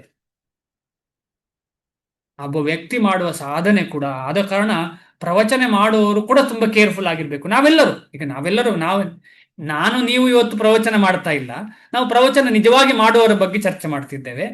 ಯಾಕಂದ್ರೆ ನಾವೆಲ್ಲ ಕೇಳುವವರು, ನಾವೆಲ್ಲ ಶ್ರೋತೃಗಳು ಅಷ್ಟೇ. ನಮಗೆ ಪ್ರವಚನ ಮಾಡುವ ಕೆಪಾಸಿಟಿ ಇಲ್ಲ, ನಂಗಾಗ್ಲಿ ಹೆಚ್ಚಿನವರಿಗಾಗ್ಲಿ. ನಿಮ್ಮಲ್ಲಿ ಕೆಲವರಿಗೆ ಇರಬಹುದು, ಆದ್ರೆ ನಾವು ಯಾರು ಮಾಡ್ತಿಲ್ಲ. ಶ್ರೀಲ ಪ್ರಭುಪಾದರು ಹೇಳಿದ್ದನ್ನು ಓದ್ತಾ ಇದ್ದೇವೆ ಅಷ್ಟೇ. ಆದರೆ ನಿಜವಾಗಿ ಯಾರು ಪ್ರವಚನ ಮಾಡ್ತಾರೆ ಅವರು ನಿಜವಾಗಿ ಫಾಲೋ ಮಾಡಬೇಕು. ಅಂದ್ರೆ ನಾವೆಲ್ಲರೂ ಆ ರೀತಿಯ ಚಿಂತನೆ. ಯಾವ ರೀತಿಯ ಚಿಂತನೆ? ಭಗವದ್ಗೀತೆಯಲ್ಲಿ ಹೇಳಿದ್ದನ್ನ ನಮ್ಮ ಜೀವನದಲ್ಲಿ ಸರಿಯಾಗಿ ಫಾಲೋ ಮಾಡಲಿಕ್ಕೆ ಪ್ರಯತ್ನ. ಅದು ಮಾಡಲಿಲ್ಲ ಅಂತ ಹೇಳಿದ್ರೆ ಭಾರಿ ಡೇಂಜರ್ ಅದು. ಯಾಕೆಂತ ಹೇಳಿದ್ರೆ ಒಂದು ಪರಂಪರೆಗೆ ಪರಂಪರೆ ಹೆಸರಿಗೆ ಒಂದು ಕಳಂಕ ತರಿಸುವ ಹಾಗೆ ನಾವು ಜೀವನ ಮಾಡಬಾರ್ದು. ಪರಂಪರೆಗೆ, ನಮ್ಮ ಗೌಡಿಯ ಮಾಧ್ವ ಪರಂಪರೆಗೆ ಕಳಂಕ ಕೊಡುವ ಹಾಗೆ, ಕಳಂಕ ತರುವ ಹಾಗೆ ನಮ್ಮ ಜೀವನ ಇರಬಾರ್ದು, ಖಂಡಿತವಾಗಿ ಇರಬಾರ್ದು. ಆ ಒಂದೊಂದು ಇಂಚು ಇಂಚು ಇಂಚು ಕ್ಲಿಯರಿಟಿ ಇರಬೇಕು. ನಾನು ಕರೆಕ್ಟ್ ಹೀಗೆ ಮಾಡ್ತಿದ್ದೇನೆ, ನನ್ನ ಗುರುವಿಗೂ ನಾನು ಏನು ಮಾಡ್ತಿಲ್ಲ, ಪ್ರಾಬ್ಲಮ್ ಆಗುವ ಹಾಗೆ ನಡ್ಕೊಳ್ತಾ ಇಲ್ಲ. ಆಮೇಲೆ ಈ ರೀತಿದೆಲ್ಲ ಚಿಂತನೆ ಮಾಡಿ. ನಮ್ಮ ಪರಂಪರೆ ಅಷ್ಟು ಸ್ಟ್ರಾಂಗ್ ಇದೆ. ಅದು ಅನ್ನಿಸ್ತಾ ಇದೆ ಏನು ಹಾಗೆ ಹೀಗೆ ಯಾರು ಫಾಲೋ ಮಾಡ್ತಿಲ್ಲ, ಯಾರು ಸೀರಿಯಸ್ ಇಲ್ಲ. ಕೆಲವರು ಜೈನ್ ಹಾಸ್ಟ್ಲಿಗೆ ಹೋಗ್ತಾರೆ ಅಂತ ಅನ್ನಿಸ್ತಾ ಇರ್ಬೋದು ನಮಗೆ. ಕೆಲವರು ಪ್ರಸಾದ ಅಂತ ಹೇಳಿ ಆನಿಯನ್ ಗಾರ್ಲಿಕ್ ತಿನ್ನಬಾರ್ದು ಅಂತ ಹೇಳಿ ಜೈನ್ ಹಾಸ್ಟ್ಲಿಗೆ ಹೋಗ್ತಿದೆ. ಇಲ್ಲ, ಅದೆಲ್ಲ ಒಂದು ಸ್ಟೇಜ್, ಅವರು ಕೂಡ ಮೇಲೆ ಬರ್ತಾರೆ. ಆದ ಕಾರಣ ನಾವು ಚಿಂತನೆ ಸರಿಯಾಗಿ ಮಾಡಬೇಕು. ಅವರೇನು ಮಾಂಸಾಹಾರ ತಿಂತಿಲ್ಲಲ್ಲ, ಮಾಂಸಾಹಾರ ತಿಂದವರು ಚೇಂಜ್ ಆಗ್ಲಿಕ್ಕೋಸ್ಕರ ಜೈನ್ ಹೋಟ್ಲಿಗೆ ಹೋಗ್ತಿದ್ದಾರೆ. ಅದು ಪ್ರಗತಿ ವಿನಃ ದುರ್ಗತಿ ಅಲ್ಲ. ಇಲ್ಲಿ ನಾವು ಸೋ ಕಾಲ್ಡ್ ವೈಶ್ಯರು ಅಂತ ಹೇಳುವವರು, ಬ್ರಾಹ್ಮಣರು ಅಂತ ಹೇಳುವವರು, ನಾವು ಶಾಸ್ತ್ರವನ್ನ ಫಾಲೋ ಮಾಡಬೇಕಾದವರು ಏನಾಗ್ತಿದ್ದೇವೆ? ಮಾಡರ್ನ್ ಎಜುಕೇಶನ್ಗೆ ಹೋಗಿ ಯಾರ್ಯಾರದ್ದು ಸಂಬಂಧ ಬಿಟ್ಟುಕೊಂಡು ಹೇಗೆ ಜೀವನ ಮಾಡ್ತಿದ್ದೇವೆ. ಆ ದೃಷ್ಟಿಕೋನ ನೋಡಿದ್ರೆ ನಮ್ಮ ಸಂಸ್ಥೆಯಲ್ಲಿ ಬಂದವರೆಲ್ಲರೂ ಪ್ರಗತಿಯ ಕಡೆಗೆ ಹೋಗ್ತಿದ್ದಾರೆ. ಅದರಲ್ಲಿ ಏನು ಸಂಶಯ ಇಲ್ಲ, ಎಳ್ಳಷ್ಟು ಸಂಶಯ ಇಲ್ಲ. ಆದರೆ ಪ್ರಗತಿಯ ಕಡೆಗೆ ಹೋಗುವುದು ಇನ್ನೂ ಖಂಡಿತವಾಗಿ ಸ್ಟ್ರಾಂಗ್ ಆಗಬೇಕು ಅಂತ ಹೇಳಿದ್ರೆ ಈ ರೀತಿಯ ಚರ್ಚೆ ಜಾಸ್ತಿ ನಮ್ಮೊಳಗೆ ಮಾಡಿಕೊಂಡ್ರೆ, ಒಂದು ಚಿಕ್ಕ ಚಿಕ್ಕ ಗ್ರೂಪ್, ನಾವು ಹೇಗೆ 30-20 ಜನ ಗ್ರೂಪ್ ಕಟ್ಕೊಂಡು ಹೇಗೆ ಡಿಸ್ಕಷನ್ ಮಾಡ್ತಿದ್ದೇವೆ, ಆ ತರ ತುಂಬಾ ಗ್ರೂಪ್ಗಳು ಶುರುವಾದ್ರೆ ಏನಾಗ್ತದೆ ಅಂತ ಹೇಳಿದ್ರೆ ಈ ಗ್ರೂಪಿಂದಾಗಿ ನಮ್ಮ ಸ್ಟ್ರೆಂತ್ ಡೆವಲಪ್ ಆಗ್ತದೆ. ಅದು ತುಂಬಾ ಇಂಪಾರ್ಟೆಂಟ್. ಒಬ್ಬೊಬ್ಬರೇ ಡೆವಲಪ್ ಆಗ್ಲಿಕ್ಕೆ ಆಗುದಿಲ್ಲ, ನಾವೆಲ್ಲ ಸೇರಿ ಡಿಸ್ಕಷನ್ ಮಾಡಿ ಡೆವಲಪ್ ಆಗ್ಬೇಕು. ಅದೇ ಉದ್ದೇಶ. ಅದಕ್ಕೆ ಭಕ್ತಿ ವೃಕ್ಷ ಅಂತ ಕೂಡ ಕರೀತಾರೆ. ಈಗ ನಮ್ಮದು ಭಕ್ತಿ ವೃಕ್ಷ ಅಲ್ಲ, ಭಕ್ತಿ ವೃಕ್ಷ ಅಂತ ಹೇಳಿ ಎಲ್ಲರೂ ಮಾಡಬೇಕು. ಹಿಸ್ ಹೋಲಿನೆಸ್ ಜಯಪತಾಕ ಸ್ವಾಮಿ ಮಹಾರಾಜರು ಅದನ್ನ ತುಂಬಾ ಸ್ಟ್ರೆಸ್ ಮಾಡ್ತಾರೆ, ಭಕ್ತಿ ವೃಕ್ಷ ಅಂತ ಹೇಳೋ ವಿಚಾರವನ್ನ. ಅಂದ್ರೆ 3-4 ಜನ ಸೇರಿ ವಾರಕ್ಕೆ ಒಂದು ಸಲ ಜೊತೆ ಸೇರಿ ಭಕ್ತಿಯ ಬಗ್ಗೆ ಚರ್ಚೆ ಮಾಡುವಂಥದ್ದು. ಸ್ಟೆಪ್ ಬೈ ಸ್ಟೆಪ್ ಹೇಗೆ ನಾನು ಪ್ರೋಗ್ರೆಸ್ ಆಗಬಹುದು ಭಕ್ತಿಯಲ್ಲಿ, ನಾವೆಲ್ಲರೂ ಸೇರಿ ಹೇಗೆ ಪ್ರೋಗ್ರೆಸ್ ಆಗಬಹುದು ಅಂತ ಹೇಳಿ ಸ್ವಲ್ಪ ಹಿಂದೆ ಬಂದವನು ಮುಂದೆ ಬರುವವನಿಗೆ, ಅಂದ್ರೆ ನೆಕ್ಸ್ಟ್ ಬರುವವನಿಗೆ ಎಕ್ಸ್ಪ್ಲೇನ್ ಮಾಡುವಂಥದ್ದು. ಈಗ 2ನೇ ಕ್ಲಾಸಿನವನು 1ನೇ ಕ್ಲಾಸಿನವನಿಗೆ ಅದು ಹೀಗೆ ಹಾಗೆ ಅಂತ ಹೇಳಿಕೊಟ್ಟ ಹಾಗೆ ಅಂತ ಹೇಳಿ ಅವನು ಶುದ್ಧ ಭಕ್ತ ಆಗಿದ್ದಾನೆ ಅಂತ ಹೇಳುವುದಲ್ಲ. ಈ ರೀತಿಯಲ್ಲಿ ನಾವೆಲ್ಲ ಪ್ರೋಗ್ರೆಸ್ ಆಗಬೇಕು, ಅದು ಉದ್ದೇಶ ಪ್ರಭುಪಾದರದ್ದು. ಅಂತಹ ಗೀತೆ ನಾವು ಯಾವತ್ತೂ ಕೇಳಬಾರದು. ಭ್ರಮೆಗೊಳಗಾದ ವ್ಯಾಖ್ಯಾನಕಾರರು ಶ್ರೀಕೃಷ್ಣನ ಪಾದ ಪದ್ಮಗಳಿಗೆ ಶರಣಾಗುವುದಿಲ್ಲ, ಈ ತತ್ವವನ್ನು ಅನುಸರಿಸಬೇಕೆಂದು ಬೋಧಿಸುವುದೂ ಇಲ್ಲ. ಭಗವದ್ಗೀತೆಯಲ್ಲಿ ಎಲ್ಲಿಯೂ ಕೃಷ್ಣನ ಬಗ್ಗೆ ಮಾತಾಡುವುದಿಲ್ಲ. ಕೃಷ್ಣ ಅಂತ ಹೇಳುವ ಒಬ್ಬ ವ್ಯಕ್ತಿ ಇದ್ದ ಅಂತ ಹೇಳಿ ಮಾತಾಡ್ತಾರೆ ಅಷ್ಟೇ ವಿನಃ ಅದರ ನಿಜವಾದ ತತ್ವವನ್ನು ಹೇಳುವುದೂ ಇಲ್ಲ, ಅನುಸರಿಸುವುದೂ ಇಲ್ಲ. ಒಂದು ಕಡೆ ಸಿಗರೇಟ್ ಎಳಿತಾರೆ, ಇನ್ನೊಂದು ಕಡೆ ತತ್ವ ಬೋಧನೆ ಮಾಡ್ತಾರೆ. 4ನೇ ಪಾಯಿಂಟ್, ದುಷ್ಕೃತಿ ಇನ್ನೊಬ್ಬರು ಯಾರು? ಆಸುರಂ ಭಾವಮಾಶ್ರಿತಾ. ಕಡೆಯ ವರ್ಗಕ್ಕೆ ಆಸುರಂ ಭಾವಮಾಶ್ರಿತಾ ಅಥವಾ ರಾಕ್ಷಸಿ ತತ್ವಗಳವರು ಎಂದು ಹೆಸರು. ಈ ವರ್ಗದವರು ಬಹಿರಂಗವಾಗಿಯೇ ನಾಸ್ತಿಕರು, ಓಪನ್. ಅವ್ರು ನಂಬುದೇ ಇಲ್ಲ, ದೇವರನ್ನೇ ನಂಬುದಿಲ್ಲ. ಕೃಷ್ಣ ಬಿಡಿ, ಬೇರೆ ಯಾರು ಇಲ್ಲ, ನಾನೇ ಇಲ್ಲ ಅಂತ ಹೇಳಿ. ಅವರಲ್ಲಿ ಕೆಲವರು ಈ ಭೌತಿಕ ಜಗತ್ತಿಗೆ ಪರಮ ಪ್ರಭು ಇಳಿದು ಬರಲಾರ ಎಂದು ವಾದ ಮಾಡುತ್ತಾರೆ. ಆದರೆ ಏಕೆ ಬರಲಾರ ಎನ್ನುವುದಕ್ಕೆ ಸ್ಪಷ್ಟವಾದ ಕಾರಣಗಳನ್ನು ಅವರು ಕೊಡಲಾರರು. ಭಗವಂತನು ನಿರಾಕಾರ ರೂಪಕ್ಕಿಂತ ಶ್ರೇಷ್ಠನಾದವನು ಎಂದು ಗೀತೆಯಲ್ಲಿ ಘೋಷಿಸಿದ್ದರೂ ಅವನನ್ನು ನಿರಾಕಾರ ರೂಪಕ್ಕೆ ಅಧೀನವನ್ನಾಗಿ ಮಾಡುವ ಕೆಲವರು ಇದ್ದಾರೆ. ಜನ್ಮ ಕರ್ಮ ಚ ಮೇ ದಿವ್ಯಂ ಏವಂ ಯೋ ವೇತ್ತಿ ತತ್ವತಃ ಅಂತ ಹೇಳಿದ್ದಾರೆ. ನನ್ನ ಜನ್ಮ ಮತ್ತು ಕರ್ಮ ದಿವ್ಯವಾದ್ದು, ಅಂದ್ರೆ ಆಧ್ಯಾತ್ಮಿಕವಾದದ್ದು ಅಂತ ಭಗವಂತ ಹೇಳಿದ್ದಾರೆ. ಅದನ್ನು ಒಪ್ಲಿಕ್ಕೆ ರೆಡಿ ಇಲ್ಲ. ದೇವೋತ್ತಮ ಪರಮ ಪುರುಷನ ಬಗ್ಗೆ ಅಸೂಯೆಯಿಂದಾಗಿ ನಾಸ್ತಿಕನಾದವನು ತನ್ನ ಮೆದುಳೆಂಬ ಕಾರ್ಖಾನೆಯಲ್ಲಿ ತಯಾರು ಮಾಡಿದ ಅನೇಕ ನಿಷಿದ್ಧ ಅವತಾರಗಳನ್ನು ಮುಂದಿಡುತ್ತಾನೆ. ಅದ್ಭುತ. ಶ್ರೀಲ ಪ್ರಭುಪಾದರು ತುಂಬಾ ಅದ್ಭುತ. ನಾವು 2 ರೀತಿಯಲ್ಲಿ ಕಾರ್ಖಾನೆ ಮಾಡ್ತಾ ಇದ್ದೇವೆ. ಒಂದು ಪ್ಲಾಸ್ಟಿಕ್ ಸೃಷ್ಟಿ, ಇನ್ನೊಂದು ಮೆದುಳಿನಲ್ಲಿ ಈ ರೀತಿಯ ಸೃಷ್ಟಿ. ವರ್ಣಾಶ್ರಮ ಧರ್ಮವನ್ನು ಹಾಳು ಮಾಡಿದ್ದೇವೆ, ಭಾಗವತ ಧರ್ಮವನ್ನು ಹಾಳು ಮಾಡಿದ್ದೇವೆ. ವರ್ಣಾಶ್ರಮ ಧರ್ಮವನ್ನು ಹೇಗೆ ಹಾಳು ಮಾಡಿದ್ದೇವೆ? ಮಟೀರಿಯಲ್ ಸೆನ್ಸ್ ಗ್ರಾಟಿಫಿಕೇಶನ್ಗೆ ನಿಷಿದ್ಧ ರೀತಿಯಲ್ಲಿ ಪ್ರಕೃತಿಗೆ ನಿಷಿದ್ಧವಾದ ರೀತಿಯಲ್ಲಿ ಮಾಡ್ಲಿಕ್ಕೆ ಪ್ರಯತ್ನ ಪಟ್ಟಿದ್ದೇವೆ. ನಾವೆಲ್ಲ ಅದಕ್ಕೆ ಹೊಣೆದಾರರು, ನಾವೆಲ್ಲರೂ ಸ್ಟ್ರಗಲ್ ಮಾಡ್ತಿದ್ದೇವೆ. ನಮ್ಮ ಗುರುಗಳು ಕೂಡ ಹೇಳ್ತಾರೆ, ಸಿಂಪಲ್ ಲೀವಿಂಗ್ ಮಾಡ್ಬೇಕಾದಲ್ಲಿ ನಾವು ಕಾಂಪ್ಲಿಕೇಟೆಡ್ ಆಗ್ತಿದ್ದೇವೆ. ಉದಾಹರಣೆಗೆ, ನಾವು ಯಾರಿಗಾದ್ರೂ ಗೊತ್ತಾ ಫಸ್ಟ್ ಕಾರ್ ಯಾಕೆ ಮಾಡಿದ್ದಾರೆ ಅಂತ? ಯಾರಿಗಾದ್ರೂ ಗೊತ್ತಾ ಫಸ್ಟ್ ಕಾರ್ ಹೇಗೆ ಬಂತು ಅಂತ ಹೇಳಿ? ಯಾರಾದ್ರೂ ಹೇಳ್ತೀರಾ? ಫಸ್ಟ್ ಕಾರ್ ರಿಸರ್ಚ್ ಮಾಡಿ, ಕಾರ್ ಹೇಗೆ ಯಾಕೆ ಶುರುವಾಯಿತು? ಕಾರ್ ಇದು ಕೇಳಿದ್ರೆ ನಿಮ್ಗೆ ಆಶ್ಚರ್ಯ ಆಗ್ಬೋದು. ಈ ಕಾರ್ಖಾನೆ ಬರುವಾಗ ತುಂಬಾ ಇಂಪಾರ್ಟೆಂಟ್ ಅದು. ಬೇಗ ಬೇಗ ಅದು ರೋಡ್ಸ್ ಎಲ್ಲ ಚೆನ್ನಾಗಿ ಮಾಡಿದ್ಮೇಲೆ ಆಟೋಮೊಬೈಲ್ ಇಂಡಸ್ಟ್ರಿ ಮಾಡ್ಬೇಕು ಅಂತ. ಫಸ್ಟ್ ರೋಡ್ ಮಾಡಿದ್ದ, ಆಟೋಮೊಬೈಲ್ ಮಾಡಿದ್ದ? ಅದು ರೋಡ್ಸ್ ಮಾಡಿ ಅದು ಎರಡು ಸೈಮಲ್ಟೇನಿಯಸ್ ಆಗಿ ಮಾಡಿದ್ರು ಸರ್. ಇದರ ರಿಸರ್ಚ್ನ ಹಿಂದೆ ಮಾತಾಜಿ ಏನಾಗಿತ್ತು ಅಂತ ಹೇಳಿದ್ರೆ, ಮುಂಚೆ ಕುದುರೆ ಗಾಡಿ ಓಡಿಸ್ತಿದ್ರು. ಎಲ್ಲಿ? ಇಂಡಿಯಾ, ಭಾರತದ ಬಗ್ಗೆ ಹೇಳ್ತಾ ಇಲ್ಲ. ಭಾರತದಲ್ಲಿ ಶುರು ಆಗಿರ್ಲಿಲ್ಲ. ಎಲ್ಲಿ ಇದು ಶುರುವಾಗಿದ್ದು? UK ಯಲ್ಲಿ ಇರಬಹುದು, ಅಂತಹ ಪಾಶ್ಚಾತ್ಯ ದೇಶದಲ್ಲಿ ಕುದುರೆಯಲ್ಲಿ ಓಡ್ತಿದ್ರು ಮುಂಚೆ, ಕುದುರೆಯಲ್ಲಿ. ಆದ್ರೆ ಅವರಿಗೊಂದು ಮುಜುಗರದ ಸ್ಥಿತಿ ಆಗ್ತಾ ಇತ್ತು. ಏನು ಮುಜುಗರದ ಸ್ಥಿತಿ? ಕುದುರೆಯ ಮಲವನ್ನ ಕ್ಲೀನ್ ಮಾಡುವಂಥದ್ದು, ಮಲವನ್ನ ಕ್ಲೀನ್ ಮಾಡುವ. ಅಯ್ಯೋ, ಇದೊಂದು ದೊಡ್ಡ ಕೆಲಸ ಅಲ್ಲ ಅಂತ ಅವನಿಗೆ ರಿಸರ್ಚ್ ಮಾಡುವವನು, ಸೈಂಟಿಸ್ಟಿಗೆ ಅನ್ನಿಸ್ಲಿಕ್ಕೆ ಶುರುವಾಯ್ತು. ಇದು ದೊಡ್ಡ ಕಷ್ಟ ಅಲ್ಲ, ಇದನ್ನು ಸಾಕುವುದಾಗ್ಲಿ, ಇದರದ್ದು ಮಲ ತೆಗೆಯುವುದಾಗ್ಲಿ, ಇದು ಗಲೀಜಲ್ಲ ಅಂತ ಹೇಳಿ ಆ ಗಲೀಜನ್ನ ಸೊಫೆಸ್ಟಿಕೇಟೆಡ್ ಆಗಿ ಕ್ಲೀನ್ ಮಾಡೋ ಉದ್ದೇಶದಿಂದ ಈ ಕಾರನ್ನ ಶುರು ಮಾಡಿದ್ರು. ಕಾರ್ ಏನ್ ಮಾಡಿತ್ತು? ಗಲೀಜು ಕಮ್ಮಿ ಮಾಡಿತಾ? ಕಮ್ಮಿ ಮಾಡಿತಾ? ಪೊಲ್ಯೂಷನ್ ಜಾಸ್ತಿ ಆಯ್ತು ಪ್ರಭುಜಿ. ಗಲೀಜು ಸೂಕ್ಷ್ಮ ರೂಪದಲ್ಲಿ ತುಂಬಾ ಜಾಸ್ತಿ ಆಯ್ತು. ಈಗ ನಮಗೆ ಬದುಕಲಿಕ್ಕೆ ಸಾಧ್ಯ ಇಲ್ಲದಷ್ಟು ಗಲೀಜಾಗಿದೆ. ಕುದುರೆಯ ಪೊಲ್ಯೂಷನ್ ಲದ್ದಿ ಒಳ್ಳೇದ, ಈ ಗಲೀಜು ಒಳ್ಳೇದ? ನಮಗೆ ಉಸಿರಾಟಕ್ಕೆ ತೊಂದರೆ ಕೊಡುವಂತಹ ಈ ಗಲೀಜು ಒಳ್ಳೇದ, ಕುದುರೆ ಲದ್ದಿಯನ್ನ ಕ್ಲೀನ್ ಮಾಡೋದು ಒಳ್ಳೇದ? ಕುದುರೆ ಲದ್ದೆಯನ್ನು ಕ್ಲೀನ್ ಮಾಡೋದು ಒಳ್ಳೇದಿತ್ತು. ಆದ್ರೆ ಏನಾಯ್ತು? ನಾವೆಲ್ಲ ಅದಕ್ಕೆ ಈಸಿ ಆಗ್ಲಿಕ್ಕೆ ಶುರು ಆಯ್ತು. ನಮಗೆ ಆಪೋಸಿಟ್ ಆಗ್ಬಿಟ್ಟಿದೆ ಪ್ರಭುಜಿ. ಅಲ್ಲ, ನಾವೆಲ್ಲರಿಗೂ ಈಗ ನಾವೆಲ್ಲ ಮಿಕ್ಸಿ ಉಪಯೋಗಿಸ್ತೇವೆ. ಹೇಳಿದ್ರೆ ಕೋಪ ಬರ್ಲಿಕ್ಕೆ ಸಾಧ್ಯ, ನಮಗೆ ಎಲ್ರಿಗೂ ಹಂಗೆ ಸಾಧ್ಯ ಇಲ್ಲ, ಸೊಂಟ ನೋವು ಬರ್ತದೆ ಅಂತ ಹೇಳ್ತೇವೆ ನಾವು. ಖಂಡಿತ ನಾನು ಹೇಳ್ತೀನಿ, ನೀವು ಹೇಳ್ತೀವಿ. ನಾನು ನಡೆದು ಹೋಗ್ಬೇಕು ಅಂತ ಇಮಿಡಿಯೇಟ್ ಟೆನ್ಷನ್. ಅದಕ್ಕೋಸ್ಕರ ಈಗ ಪ್ರಾಬ್ಲಮ್ ಆಯ್ತು ಅಂತ ಹೇಳಿದ್ರೆ electric cycle, electric bike, electric ಬರ್ಲಿಕ್ಕೆ ಆಯ್ತು. ಇನ್ನು ಇಲೆಕ್ಟ್ರಿಕ್ ಏನಾಗ್ತದೆ ಗೊತ್ತಿಲ್ಲ. ಎಷ್ಟೇ ನಾವು ಡೆವಲಪ್ ಮಾಡಲಿ ಈ ಬ್ರೈನ್ ಉಪಯೋಗಿಸಿ, ಎಷ್ಟೇ ಪ್ಲಾಸ್ಟಿಕ್ ತರಲಿ, ನಮ್ಮ ಈ ಕಾರ್ಖಾನೆಯಲ್ಲಿ ಮಾಡಿದ್ದೆಲ್ಲ ಭಗವಂತನ ಸೃಷ್ಟಿಗೆ ವಿರುದ್ಧವಾದದ್ದು. ವರ್ಣಾಶ್ರಮ ಧರ್ಮದಲ್ಲಿ ಹೀಗೆ ಇರಲಿಲ್ಲ. ಆದ್ರೆ ವರ್ಣಾಶ್ರಮ ಧರ್ಮವೇ ಅಲ್ಲ ಇದು, ಸಿಂಪಲೇ ಅಲ್ಲ ಇದು, ಕಾಂಪ್ಲಿಕೇಟೆಡ್. ಇದರಿಂದ ಹೇಗೆ ಬರ್ಲಿಕ್ಕೆ ಸಾಧ್ಯ? ಇಂಥ ಒಂದು ಇದರಲ್ಲಿ ಸಿಕ್ಕಾಕೊಂಡಿದ್ದೇವಲ್ಲ ನಾವು. ಅನ್ನಿಸುದಿಲ್ವಾ ನಿಮಗೆ? ಸಿಟಿಯಲ್ಲಿ ಇದ್ದವರಿಗೆ ಖಂಡಿತ ಅನ್ನಿಸ್ಲೇಬೇಕು, ಎಂತ ಕಡೆ ಸಿಕ್ಕಾಕೊಂಡಿದ್ದೇನೆ ನಾನು ಅಂತೇಳಿ. ಒಂದು ಸ್ಪಿರಿಚುವಾಲಿಟಿಯಲ್ಲಿ ಹ್ಯಾಪಿ ಇಲ್ಲ, ಮಟೀರಿಯಲಿ ಹ್ಯಾಪಿ ಇರ್ಲಿಕ್ಕೆ ಸಾಧ್ಯ ಇಲ್ಲ. ಒಂದು ಹರೇ ಕೃಷ್ಣ ಹೇಳುವಾಗ 100 ಜನ ಪಾಂ ಪಾಂ ಪಾಂ ಅಂತ ಶಬ್ದ ಮಾಡ್ತಾರೆ, ನೆಮ್ಮದಿಯಿಂದ ಜಪ ಮಾಡ್ಲಿಕ್ಕೂ ಬಿಡುದಿಲ್ಲ ಅಂತ ಅನ್ನಿಸ್ತದೆ ಒಂದು ಎಷ್ಟೋ ಸಲ. ಆದ್ರೂ ಇಲ್ಲಿದ್ದೇವೆ ನೋಡಿ, ಎಂತ ಸ್ಥಿತಿ ನಮ್ಮದು ಅಂತ ಹೇಳಿ. ಏನೇ ಇರ್ಲಿ, ನಾವು ಎಲ್ಲ ಪ್ಲಾನ್ ಮಾಡ್ಬೇಕು, ಪ್ಲಾನ್ ಮೇಕಿಂಗ್. ಅದಕ್ಕೆ ಪ್ಲಾನ್ ಮೇಕಿಂಗ್ ಮಾಡ್ಬೇಕಿದ್ರೆ ಏನ್ ಮಾಡ್ಬೇಕು? ಜ್ಞಾನ. ಇಲ್ಲಾದ್ರೆ ಏನ್ ಜ್ಞಾನ ಕೊಡ್ತದೆ? ಮಾಯೆ ಜ್ಞಾನ ಕೊಡ್ತದೆ ನಮಗೆ. ಇನ್ನೂ ಒಂದು ಹೊಸ ಕಾರ್ ತಗೋಪ್ಪ, ಇನ್ನೂ ಒಂದು ಏನೋ ಡೆವಲಪ್ ಮಾಡಪ್ಪ, ಇನ್ನೂ ಏನೋ ಮಾಡು ಅಂತ ಹೇಳಿ ಮಾಯೆ ಜ್ಞಾನ ಕೊಡ್ತದೆ ನಮಗೆ. ಅಂತ ಜ್ಞಾನದಿಂದ ನಾವು ದೂರ ಹೊಂದಿ ನಾವು ಭಗವಂತನ ಬಗ್ಗೆ ಹೋಗುವಂತಹ ಜ್ಞಾನವನ್ನ ಬೆಳೆಸುವ ಅಂತ ಹೇಳಿ ನಮ್ಮದೆಲ್ಲ ಯೋಚನೆ. ಬದುಕಿನಲ್ಲಿ ಇಂತಹವರ ತತ್ವವೇ ದೇವೋತ್ತಮ ಪುರುಷನನ್ನು ನಿಂದಿಸುವುದು.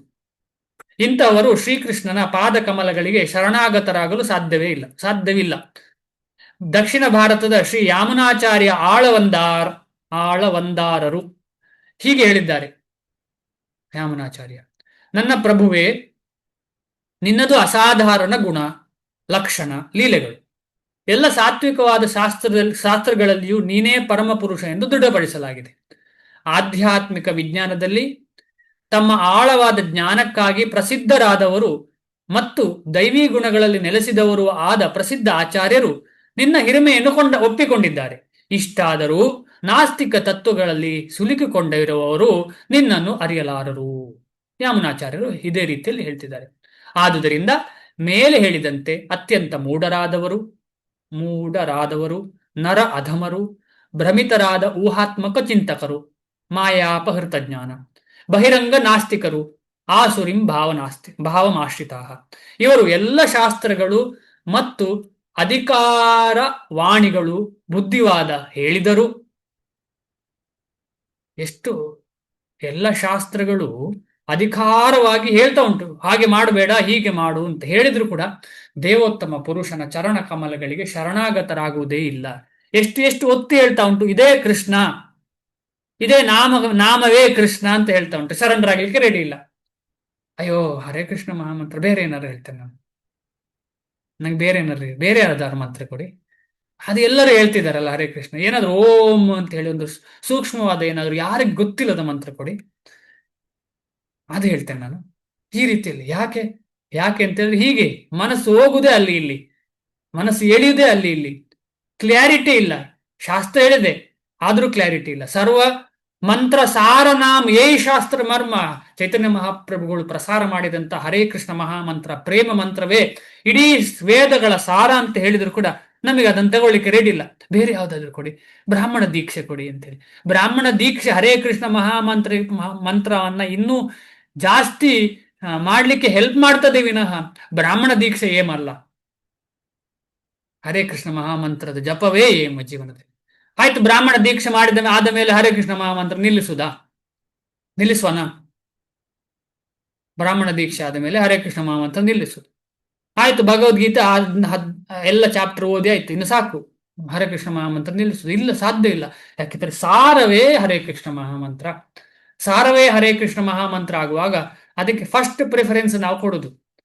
ಅದಕ್ಕೆ ಶ್ರೀಲ ಪ್ರಭುಪಾದರು ಹೇಳ್ತಾರೆ 99 ಎಷ್ಟೋ ಪರ್ಸೆಂಟ್ ನಮ್ಮ ಸಾಧಕರ ಸಾಧನೆಯ ಒಂದು ರಿಸಲ್ಟ್ ಇದೆಯಲ್ಲ, ಅದು ಹರೇ ಕೃಷ್ಣ ಮಹಾಮಂತ್ರದ ಮೇಲೆ ಡಿಪೆಂಡ್ ಆಗಿಬಿಟ್ಟು. ನಾವು ಮಾಡುವ ಎಲ್ಲ ಪ್ರಚಾರ ಆಗಲಿ ಅದಾಗಲಿ ಏನೇ ಆಗಲಿ ಕೂಡ ಯಾವ್ದ್ರ ಮೇಲೆ ಡಿಪೆಂಡ್ ಆಗಿಬಿಟ್ಟು ಹರೇ ಕೃಷ್ಣ ಮಹಾಮಂತ್ರದ ಜಪದ ಮೇಲೆ. ಅಷ್ಟು ಸೀರಿಯಸ್ ವಿಷಯ ನಾವೆಲ್ಲರೂ ತಗೊಂಡು ಇದರಲ್ಲಿ ಮುಂದೆ ಬಂದು ಅಟ್ಲೀಸ್ಟ್ 16 ರೌಂಡ್ ಜಪ, 16 ಮಾಲೆ ಜಪ. ಸಮಯ ಇಲ್ಲ ಅಂತ ಹೇಳುದು ಸುಮ್ಮನೆ, ಮನಸ್ಸಿಲ್ಲ ಅಷ್ಟೇ. ಈ ಶ್ಲೋಕವನ್ನ ಅರ್ಥ ಮಾಡ್ಕೊಂಡಾದ್ರೂ ನಾವೆಲ್ಲರೂ ಆದಷ್ಟು ಬೇಗ, ಈಗ 4 ರೌಂಡ್ ಜಪ ಮಾಡಿದವರು 6 ರೌಂಡ್ ಮಾಡುದು, ಆಮೇಲೆ 8 ರೌಂಡ್ ಮಾಡಿ, ಈ ರೀತಿಯಲ್ಲಿ 6 ತಿಂಗಳು 7 ತಿಂಗಳು 1 ವರ್ಷದ ಒಳಗೆ 16 ರೌಂಡ್ ಜಪ ಮಾಡಿ 4 ನಿಯಮಗಳನ್ನ ಫಾಲೋ ಮಾಡಿದ್ರೆ ಈ 4 ವಿಚಾರಗಳ ಈ ಶ್ಲೋಕದಲ್ಲಿ ಹೇಳಿದ್ರಿಂದ ನಮಗೆ ಹೊರಗೆ ಬಂದು ಕೆಳಗೆ ಹೇಳಿದ್ರಲ್ಲಿ ಅಂದ್ರೆ ಇನ್ನು 16ನೇ ಶ್ಲೋಕದಲ್ಲಿ ಹೇಳಿದ್ರಲ್ಲಿ ನಮಗೆ ಬಡ್ತಿ ಸಿಗ್ತದೆ. ಅಲ್ಲಿಂದ ಬಡ್ತಿ ಸಿಕ್ತಿ ನಿಧಾನವಾಗಿ ಶುದ್ಧ ಭಕ್ತರಾಗ್ತೇವೆ ನಾವು. ಆ ಆಶ್ವಾಸನೆ ಭಗವದ್ಗೀತೆಯಲ್ಲಿ ಭಗವಂತನೂ ಶ್ರೀಲ ಪ್ರಭುಪಾದರು ಬೇರೆ ಆಚಾರ್ಯರು ನಮಗೆ ಕೊಟ್ಟಿದ್ದಾರೆ. ಆದ ಕಾರಣ ಇದರಲ್ಲಿ ಖಂಡಿತವಾಗಿ ನಮಗೆ ಭರವಸೆ ಇಟ್ಟು ನಾವು ಜಪವನ್ನ ಚೆನ್ನಾಗಿ ಮಾಡಿ ಸೇವಾ ಮನೋಭಾವ ನಾವು ಮನಸ್ಸಲ್ಲಿ ಅದೇ ರೀತಿಯಲ್ಲಿ ದೈಹಿಕವಾಗಿ ಶಾರೀರಿಕವಾಗಿ ಮಾಡಲಿಕ್ಕೆ ತೊಡಗಿದ್ರೆ ನಮಗೆ ಪ್ರಗತಿಯಲ್ಲಿ ಸಂಶಯವೇ ಇಲ್ಲ. ಸಂಶಯ ಪಡುವ ಅಗತ್ಯವೇ ಇಲ್ಲ ನಾವು, ಖಂಡಿತವಾಗಿ. ಇಷ್ಟು ಹೇಳಿ ಇವತ್ತು ಈ ಶ್ಲೋಕದಲ್ಲಿ ನಾವು ನಿಲ್ಲಿಸೋಣ. ಇನ್ನೊಂದು ಶ್ಲೋಕ ನಾಳೆ ಚರ್ಚೆ ಮಾಡೋಣ. 16ನೇ, ನಾಳೆ ಅಂದ್ರೆ ಸೋಮವಾರ. ತುಂಬಾ ಇಂಪಾರ್ಟೆಂಟ್ ಇದು ಕೂಡ. ಈ ಶ್ಲೋಕ ನಮಗೆ ಅರ್ಥ ಆಗ್ತದೆ. ಈ ಶ್ಲೋಕದ 16ನೇ ಶ್ಲೋಕದಲ್ಲಿ ಇನ್ನೂ ಕ್ಲಾರಿಟಿ ಸಿಗ್ತದೆ, ಹೇಗೆ ಪ್ರೋಗ್ರೆಸಿವ್ ಪಾತ್ ಅಂತ ಹೇಳಿ. ನಾವೆಲ್ಲ ಈ 4 ನಾವು ಅಂತ ಹೇಳಲ್ಲ, ನಾನು ಈ 4ರಲ್ಲಿ ಇದ್ದೆ. ನನಗೆ ಭಗವದ್ ಭಕ್ತರ ಸಾಧು ಸಂಘದಿಂದಾಗಿ ಯಾವುದೋ 16ರಲ್ಲಿ ಬರುವಂತಹ 16ನೇ ಶ್ಲೋಕದಲ್ಲಿ ಬರುವ ಯಾವುದೋ ಒಂದು ಭಕ್ತಿಯಲ್ಲಿ ಬರುವಂತಹ ಅವಕಾಶ ಸಿಗ್ತಾ ಉಂಟು. ನನಗೆ ಭಾಗ್ಯ ಇದೆ, ನನಗೆ ಆ ಭಾಗ್ಯ ಸಿಕ್ಕಿದೆ ಅಂತ ನನಗೆ ಅರ್ಥ ಆಗುತ್ತೆ. ಇಷ್ಟು ಹೇಳಿ ಇಲ್ಲಿ ನಿಲ್ಸೋಣ. ಏನಾದ್ರು ಪ್ರಶ್ನೆ ಇದ್ರೆ ಅಥವಾ ನಾನು ಅಕಸ್ಮಾತ್ ಏನಾದ್ರು ತಪ್ಪಿತ್ತು ಹೇಳಿದ್ರೆ ಖಂಡಿತವಾಗಿ ಹೇಳಿ.